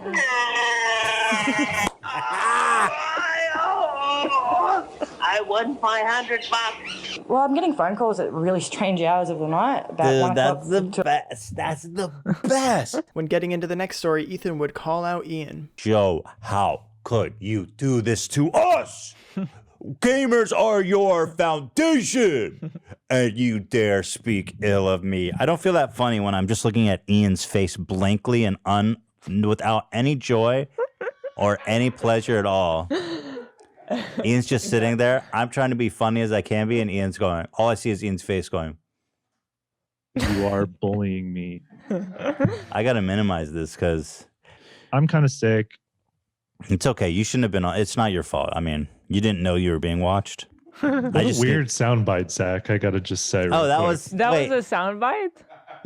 That was a soundbite. So wait. If you soundbite him saying that was a weird soundbite, then this cycle of insanity will never stop. No, it will not. Oh my god, I thought it was real. So Ian, when you pick his soundbite choices are so interesting. He'll just play me going like, "Yeah, I had lunch," and he'll soundbite that. But that's what's so genius is because why would he soundbite that? And then we have no idea who's talking. The next topic would be Joe Rogan coming out against gamers, saying that video games are a waste of time. Ethan would make the counter argument that simply existing is a waste of time. They would next read another goofy headline. Elon Musk challenges Johnny Depp. Johnny Depp making another appearance and headline of the year. Elon Musk challenges Johnny Depp to a cage fight over alleged Amber Heard affair threats. This would cause them to speculate on who would win if Elon Musk and Johnny Depp fought each other. Immediately after this, they would give an Alfredo update. Because you guys know Alfredo's from the street. He's a street dog. So every once in a while, he's like the sweetest, nicest, most precious dog in the world. But every once in a while, like he'll get something he's not supposed to have, either food or a chew or like a piece of plastic or like a bottle from Theodore. And if you try to take it away from you, it's like, we call it Alfredo. Alfredo. He goes like, his eyes go crazy, and he attacks. No warning. He's bitten both of us. Oh, whoa. And then he goes, and he goes, like that. And he tries to bite you. Sometimes I'll take a shirt and I'll throw it at him because he'll attack the shirt and he'll kind of get out of the Alfrico mode. So I throw a shirt or I poke him with something. He goes, no! Oh my God. Moving on from this, they would follow up to the story in the previous episode by saying that Jake Paul had continued to party after potentially being exposed to COVID. This would cause them to watch more of the video from the previous episode, except this time he was calling Logan Paul, and Logan would have a similar response as his brother. Logan's response would also become a soundbite. Interesting. All right, well, thanks for letting me know, bro. I don't really give a fuck, but thanks for letting me know. What the fuck? What is wrong with these guys? This conversation would lead to Zach saying that he was a casual fan of Logan Paul, but this has caused him to lose respect for him. When asked if he watched Logan's podcast, Zach would say no because he hates that guy Mike, meaning Mike Malak. Are you jealous that Mike is sleeping with Lana Rhoades? Absolutely not. Would you have sex with a porn star? No, probably not. Sounds like it. Yeah, it sounds like. I mean, there's nothing wrong with having There's sex. nothing wrong with it. You know, I've seen some of Lana Rhoades' work, obviously. And I mean, she's in everything, to be honest. Dude, you got to see some of the shit she's done. I'm just telling you, she's not like a normal porn star. She like goes all out. And I mean that as a compliment because she's committed to her craft. Can you confirm that, Zach? No, I can't. Why not? But I just know that I know her. I'm familiar with her body of work and the type of content she makes. And knowing that about her, because she goes to she's like a porn Olympian. She's a porn Olympian, Hila. It's interesting what it's like to date her, yeah. Exactly. It's interesting. Now I want to hear about that from Mike. Now all of a sudden I want Mike on the show. Next, they would move on to a story about Keemstar calling Pokimane ugly, specifically a 2 out of 10. When listening to this clip of Keemstar responding to the criticism, we would be hit with another soundbite. Man, there's some straight up weirdos on the internet. Straight up weirdos. Man, people who don't just bully people randomly on the internet are weirdos. Weirdos. Oh, you grabbed that. Good, Zach. Weirdos. Garbage. Weirdos. When looking at this Keemstar meme, I believe that this would be the origin of another Hila soundbite. No, you can't rate my queen 2 out of 10. Ha ha, Pokey 2 out of 10. Funny because he usually looks like the one on the left. He's such a bitch. He is. Moving on from this, they would talk about the fact that the U.S. Army was using Twitch to entice people into signing up. You can see on the bottom right, what's your favorite U.S. war crime? So they blocked war crime because people were spamming it. That's what you want. What's your favorite U.S. war crime? Spelled epically. I won't stand for that. I'm bigger than you. Oh, and then he posted the Wikipedia link to a list of U.S. war crimes. Dared for sale. What's up, man? Oh, cool. Nice. And he's banned. Have a nice time getting banned, my dude. Next, they would check in with Shoe Nice because he was moving to Southern California. Ethan would confront Shoe Nice for being an agent of chaos. You tossed us into disarray. You claimed that Gokanaru, took down Gokanaru's video. Then you went on Twitter and you started saying that you were lying. And then you were, Shu, you are a true agent of chaos. Can I trust you at all with anything you say here today? Yeah. To be honest with you, I was hoping we weren't going to jump back there, but we might as well get that all squashed. Well, I've got to address it. In the end, I didn't like the fact of my son and you getting shot. So every time I seen it, I did report it. Whoa, wait, we're going back. We're going back. We're stepping back now. What's going on? Shoe Nice would claim that he had been sober for 90 days, but I'm not as confident that he's being honest this time around. After saying that he would be training in MMA for the UFC heavyweight division, Ethan would say this. We'll sponsor you all day long. Teddy, fresh him in the face. Oh, I'm sorry. Can we get a TF on your forehead? I would sponsor you for that. Tattooed. No problem. No, I don't I'm know that. just kidding. Obviously, just careful with what you ask for. She wouldn't do that. As there's my resume. So you got the sponsorship. I take it off with a. I'll show you. I do this all the time on my live stream. I go live every day. You just take one of these copper things. What is that? Soap on is that a bun? A pretzel bun? So does the layer of skin, but that's good to shed like a snake, bro. Oh my god. What? Towards the end of the interview, Ethan would mention his intentions to send Shoenice out onto the streets for segments, and Shoenice would challenge Oliver Tree to a boxing match. In episode 202, Andrew Callaghan from All Gas No Breaks and Channel 5 would call in for an interview. Some of the early topics would be about how Andrew got his start, what it's been like living out of an RV, as well as when he felt most in danger while filming a video. They would discuss Andrew's interview style and his ability to find the strangest person in the room. Every 1 in 5 people has some bars. Is that so Sitting interesting? Dude, tell me the truth. Do you ask people if they have raps when you're interviewing them? Yes. Yeah, I had a feeling. It's like, why is everyone you talk to rapping, dude? But it's genius. It's genius, though. It's so funny. Oh, it's so fun. They would discuss multiple specific videos of Andrew's, such as this one at a Don Jr. book signing. We are Trump supporters down to the bone, so this is the reason I wrote this song. So listen to what I've got to say, and he'll make America great one day. Vote Trump. Yeah, baby, vote Trump.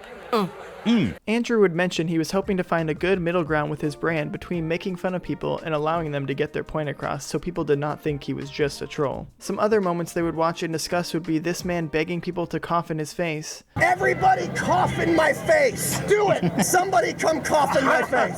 Yes, cough directly in my face. Yeah, I'm not sure this guy just doesn't have a fetish that he's disguising as being a COVID truther. And this Florida man who eats roaches. 1, 2, 3, 4, He hits 5, it and then 6, swallows 7, it. 8. That's gotta be a Guinness World Record right 9, there. 10, I like how he 11, gags too. 12, 13, 14, 15, 16, 17. They would casually chit-chat for the final section of the episode. One of the final things they would talk about would be the fact that Herman Cade just died from COVID. In episode 203, Ethan would body slam Mike Malak. To start the episode, they would announce that you could now become a member. This would allow you to watch the episodes one day early, watch without ads, and to see potentially censored content. After explaining the difference between the two tiers, they would move on to another story of people partying during COVID. This would cause Ethan to explain what it was like being at a Notch party, as well as how Notch still did not like him because of a comment he made to him while he was at the party. I went to the party. He only cruised through like very briefly, and that's when I made apparently this apocalyptic comment about him partying too much, which, by the way, doesn't sound that rude even when he retells it. I mean, and then he says, "You're right." He does have this crazy parties like every Friday. He should at least be self-aware of what he's doing. He's known. I mean, people know him in LA in the partying scene as the crazy Beverly Hills party guy. After the break, Ethan would return to the conversation from the previous episode and apologize for his opinion. He would explain that this caused Lana's boyfriend, Mike Malak, to express his opinion about Ethan. I saw your segment about Lana on today's upload. I'm not going to get into your disgusting rhetoric, as it's your brand to spew hatred disguised as comedy. But she retired 3 years ago. If you're going to call yourself a podcast host, at least do some research. Mike would also come at Zach, which would cause Zach to get fired up. And homie with the long hair, Zach, get ready, saying he would never fuck a porn star. I seen your type, buddy. You would pay $5K to smell my girl's panties. Zach, what did you think about being on the receiving end? Yeah. I'm cool, bro. I don't want to do that. I don't want to smell your girl's panties. All I said was like I wouldn't have sex with her. Why do you got to attack me for that? Well, hang on. All you said was that you wouldn't date or fuck a porn star. Yeah, exactly. Nobody talks shit about Zach. And by the way, it was totally unwarranted. You didn't deserve that. Thank you. Yeah, he was super off his line. Oh, but you said you didn't like him. Maybe that's why. You did start it, Zach. I don't like him. But but hello, he's a public figure. You're entitled to not like him. Hello, dude. Welcome to the internet, Mike. People are entitled not to like you, you bitch. Guess who else doesn't like you? Does. Me. Let's talk. He just blabbers his fucking mouth. All right. Go ahead. Go off, Queen. He just got like a lot of the time no frame of reference, and he just got to shut the fuck up. Quite frankly. Because he's annoying. There you go, Zach. Speaking his mind. But Zach is also actually a fan of the Logan Paul channel. Right. I am. So that hits harder. Yeah. Next. Zach would repeatedly claim that Mike shits his gym shorts.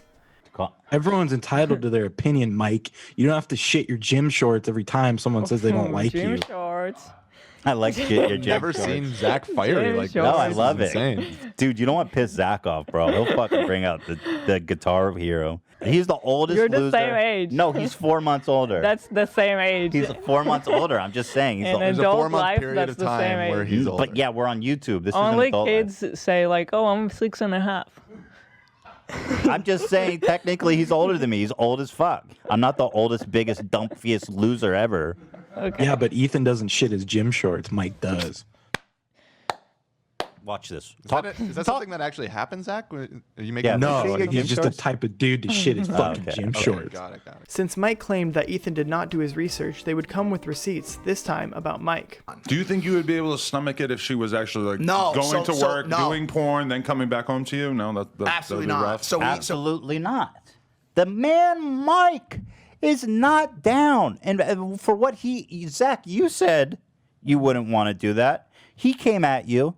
Mike himself has said that he wouldn't do it. After this convo, they would talk about how TikTok was at risk of getting banned. This segment would lead to a soundbite that still occasionally gets played today. TikTok is our home. Soundbite. Trump has no need to ban TikTok just because the haters. TikTok is my home and everyone's home. Hell yeah. It's our TikTok is Why not is it, going his anywhere. chest looks airbrushed like Facetune. TikTok is our home. Awesome. Seeing as Microsoft was potentially in talks to buy TikTok, the conversation would turn to how Microsoft has had a lot of flops, such as Zune and Mixer. Next, they would talk about how PewDiePie's Spotify got leaked. This would cause Ian to say that he has seen some of these artists, and he would tell this story. I actually went to, when I saw one of these artists, Sophie, some dude tried to fuck me in the bathroom. What? Tell me about that. I just choked up my soda pop when you said that. I did not expect you to say that at all. Well, like, as you can tell by the response, like I said, they're big in the gay community, these artists. And I was there and I went to the bathroom. I'm washing my hands and this guy comes behind me and he like puts his hand on my shoulder and he's like, "You want to get in the stall really quick?" And I was like, this was, I think, the artist Charlie XCX, and then Sophie was performing too. And I was like, "Oh, I'm not gay." And he was like, "But you like Charlie XCX and Sophie? And you're not gay?" Whoa. And he was like, "Are you sure you don't want to go in really quick?" I'm like, I'm sure I'm fine. It's like reverse homophobia right there. Yeah. Dude, it's crazy that he just assumes anyone in the bathroom wants to fuck him, too. Ian would ask this question, which would lead to them all telling their own stories. Have any of you ever had sex in a public place? Not sex. Not like full-on sex. Not in a stall. Not penetrated or anything like that. Zach has. Zach's quiet. I mean, obviously car. I mean, a lot of car. The woods. Woods. That counts as something. Was it like a camping scenario, or was it like people were hiking? Like, were you in a tent? It was at night. And it was just kind of like, yeah, let's go do this. Just like on the earth? You guys just boned on the earth? On the earth? Fucking barbaric ape style. Damn. Just all in, dude. That's pretty epic. You know, I remember now. I had totally forgotten about this, but in high school, in one of the practice rooms of the band, the music department or whatever. So I guess that, I mean, at school, that's definitely Wait, you public, fucked right? in high school and band? Yeah. Wow, so people always talk shit about the band kids being uncool, but they're actually fucking in the back room. Pretty crazy. The band kids always fuck, dude. No, yeah, the band is horny as hell, dude. That's You're that's like, "Come into the definitely band a room. thing. I'll show you my trombone, baby." I play trombone, so there you go. Dan's story would cause Ethan to break out into song. Trombone kids get fucked. I have zero musical. Trombone kids get fucked. All the cool kids are virgin stills, but trombone kids getting fucked.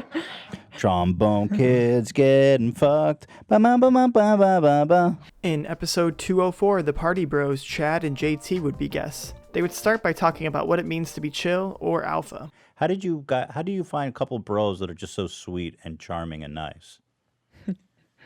Well, yeah, I think that's what how we've always been, and with our activism, we've tried to sort of present this new kind of bro, because like, you know, bros have gotten a bad name in the past 20 years, and rightfully so. I mean, there's a lot of bros out there who have ventured into the realm of being unchill.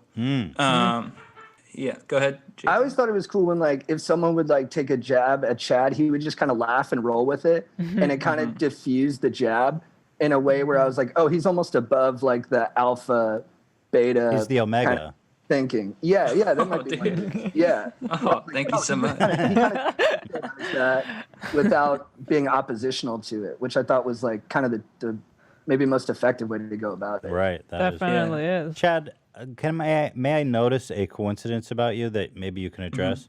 Chad Kroger is the exact name of the singer of Nickelback. What a strange coincidence. What do you think about that coincidence? It's very odd. If I can be real, it fires me up every day. I mean, I'm a huge Nickelback fan. Photograph, rock star. I mean, how you remind me that, you know, I love jamming to those songs. So I'm just honored to share the name with such a talented singer. They would also tell the story about how the two of them met at a party over a beer bong. Our buddy Benji was throwing a rager, and it was kind of a flop, to be honest. You know, like Benji's dad wouldn't bail, and it was just like kind of, you know, like I remember at one point Kellen said he was going to go make a quesadilla, which is like going to kill the party. So in a moment of desperation, I got the Mount Chugmore 4-hose beer bong from my truck, and I was going to chug it with Kellen, Reese, and Landon. And then, but Landon couldn't because he was on antibiotics. So JT stepped in, and once he twisted the nozzle, it was like a cosmic connection. So you guys connected over a beer bong. Yeah, and I just knew right away, like, he had the vibes I was kind of looking for in my life, like, was the kind of person I wanted to be around. I was like, oh, okay, we're going to be bros for a minute. And then they would watch the video that was the start of their public advocacy. First, I just want to say I'm truly honored to be here, to be in a city where you can have a surf session and then go to a city council meeting within the span of an hour. I think that just shows that the American dream is still very much alive, so thank you. All right, to the serious stuff. I stand before you here today in the midst of gnarly times. It's in times like these we need a unifying figure we can all turn to. A beacon of headlights that can guide us down the dusty road. I was 11 years old when my first love, Ashley, betrayed me by moving to Newport Beach. I felt lost, alone, bummed. And it was in that melancholy that my dad took me to see The Fast and the Furious, where for an hour and 47 minutes, I transcended my worries because I had just met my new hero, Paul Walker. Afterwards, at Carl's Jr., I thought about what Paul taught me.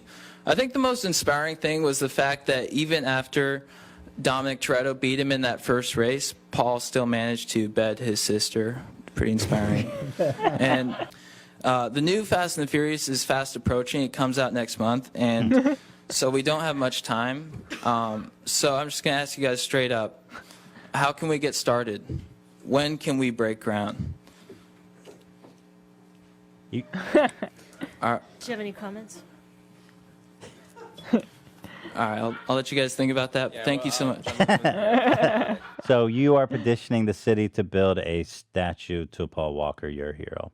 They would discuss their love for Paul Walker and Vin Diesel before moving on to another video of Chad inside a city council meeting. Over the past week, I've been in a state of deep despair upon hearing the news that LA is trying to outlaw house parties in the Hollywood Hills. I am here determined to stop this future atrocity.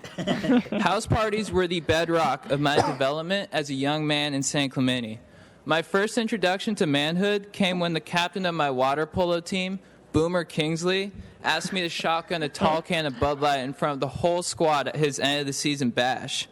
His parents were in Tahoe at the time, so we tore that weekend up. It was epic, and I was super stoked.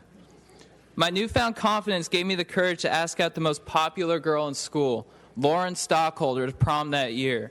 She rejected me, and I had to go with Stacey McMillan, but I didn't care because I was so amped on chugging with my boys. That's what house parties do. Raging at house parties is the truest way to party. Whoa. Next speaker, please. Next, they would watch this video of them getting hostile reactions for simply trying to give people free masks in public. What does that mean? Yeah, I don't know what does either. that mean? Just Good repeat it. question. Do you know what a muzzle is? No. Who's God to you guys? Oh, good question. Yeah, I don't even know. Just a benevolent, superseding intelligence. Hey, what's up, Rick? So fucking cool. Dude, Rick is the coolest. What up, dude? Do you wear a mask? God does love me. Do you wear a mask? Fuck you. What the hell? What the hell did you guys do? That was the crazy, like those two sentences just did not connect. God loved loves me, fuck and you. fuck you. Yeah. They would also show a news appearance of the bros doing some more important advocacy work. How do you guys party at a Super Bowl party? Oh, dude, good question. Well, we have a huge rager for sure. Gotta get some brews. We usually have Wood Ranch cater it. Maybe get some burgers and some steaks, which is cool. But Jesse, there's actually an announcement that JT and we want to make to the world. Okay. We have small dongs. Yeah, there's an epidemic of dudes out there who feel bad about their wieners. And dudes, you don't have to. He's like, am I hearing I have a this small dong and it's dang. Guys, and I stand with you. shows and talk about your dongs. You can't do it.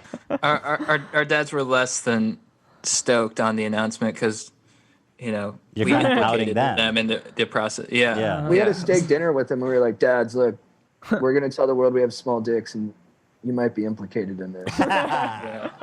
The implication. I found these dudes hilarious, and they would consistently have Dan cracking up in the background for the entire episode. In episode 205, Belle Delphine's second package would finally arrive. They would start by announcing that they posted a new video on the productions channel with iDubbbz. This would be the last video they posted on this channel until the Hassan Piker content nuke nearly 5 years later. They would talk about how in this video, all the comments thought that the instructor was a woman and that she was admiring Ethan, even though it was a man. Two quick topics would be Ian's brother. He's plugged in more than me. I mean, he told me about you guys. Yeah, I heard that. Ian wasn't actually a fan. He was a fake fan when he applied. And Ethan's music taste. I was walking with my feet fed off a bill. I was walking in Memphis. It's like middle-aged women music, though. But do you, and I was walking around with like a 10-year-old, but do you really feel the way I feel? Then they would move on to opening Belle's package. They would first speculate on what the packages might be. So the first one is a big one. You know, the first thing I thought was that she's sending us like a real sex doll of her. Yeah, I mean, I still think that. Then they would start with the first package to reveal a pink trunk. They couldn't find the key for the trunk, so they would move on to the next package to reveal these 3 pieces of art. Let me hand you stuff. Okay, so she knows me well. Oh, it's her with... Oh, that's kind of cool. Wait, look at the back. Oh, well, show. Oh, there's something on the back? Wow. Oh, so those are what she was holding. Oh my god, I gotta smell those. All right. Oh, what? Is that a Belle Delphine original? That's pretty twisted. Becoming Belle Delphine, painted by me. Ah. I think it was maybe to protect this. Oh, okay. What the heck? Ooh. Oh, it's a Simp. That's awesome. Is it a neon sign? Yes, this thing is legit. That's so awesome. Wait, turn this towards the camera. Let me see. To hang like this? I think, Then they would open the final package to reveal this diva body pillow as well as this beauty. Oh, she sent the whole neckbeard starting kit. Oh, that's what it is. Look at this! It's a fucking sword! It's the neckbeard starting kit, dude. Oh my god. Sorry, Eva, but you gotta stand back because this is my moment.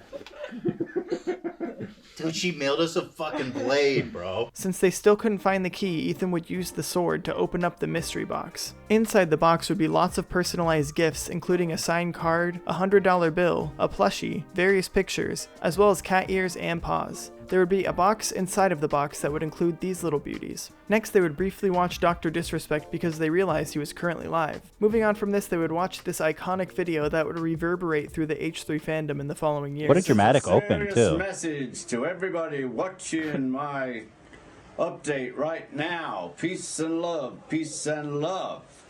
I want to tell you, please, after the 20th of October, do not send fan mail to any address that you have. Nothing will be signed after the 20th of October.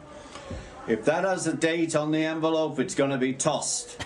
I'm warning you with peace and love, but I have too much to do. So no more fan mail. Thank you, and no objects to be signed. Nothing. Anyway, peace and love, peace and love. I just love the whole peace and love aspect of throwing shit that people sent you in earnest in the garbage. While this would be a small section of the overall podcast, the term peace and love would go on to become somewhat of a call sign or slogan for the H3 fandom. After this, they would watch a prank from the Stokes twins, which resulted in them being held at gunpoint by police and let off with a warning. Then the twins would go out and do it again later in the day, which would result in them getting charged with a felony. Following this, they would talk about how Jake Paul's house got raided by the FBI, and would gawk about how many guns he owned. Some final topics would be porn preferences, love on the spectrum, and Trader Joe's getting canceled for being racist. Well, it seems we have found ourselves about halfway through Season 3. I decided to stop here because the next episode is the first episode of After Dark, which to me marks a new era in the show's history. And if the thought of a new show concept excites you, then boy do I have some exciting news about the second half of Season 3. If you enjoyed this video, then smash that frickin' like button and consider subscribing so you don't miss out on part 2, because like I said in the beginning of the video, if I don't have likes and subs, then what's life even about? Thanks for watching, see you next time, and peace and love, peace and love.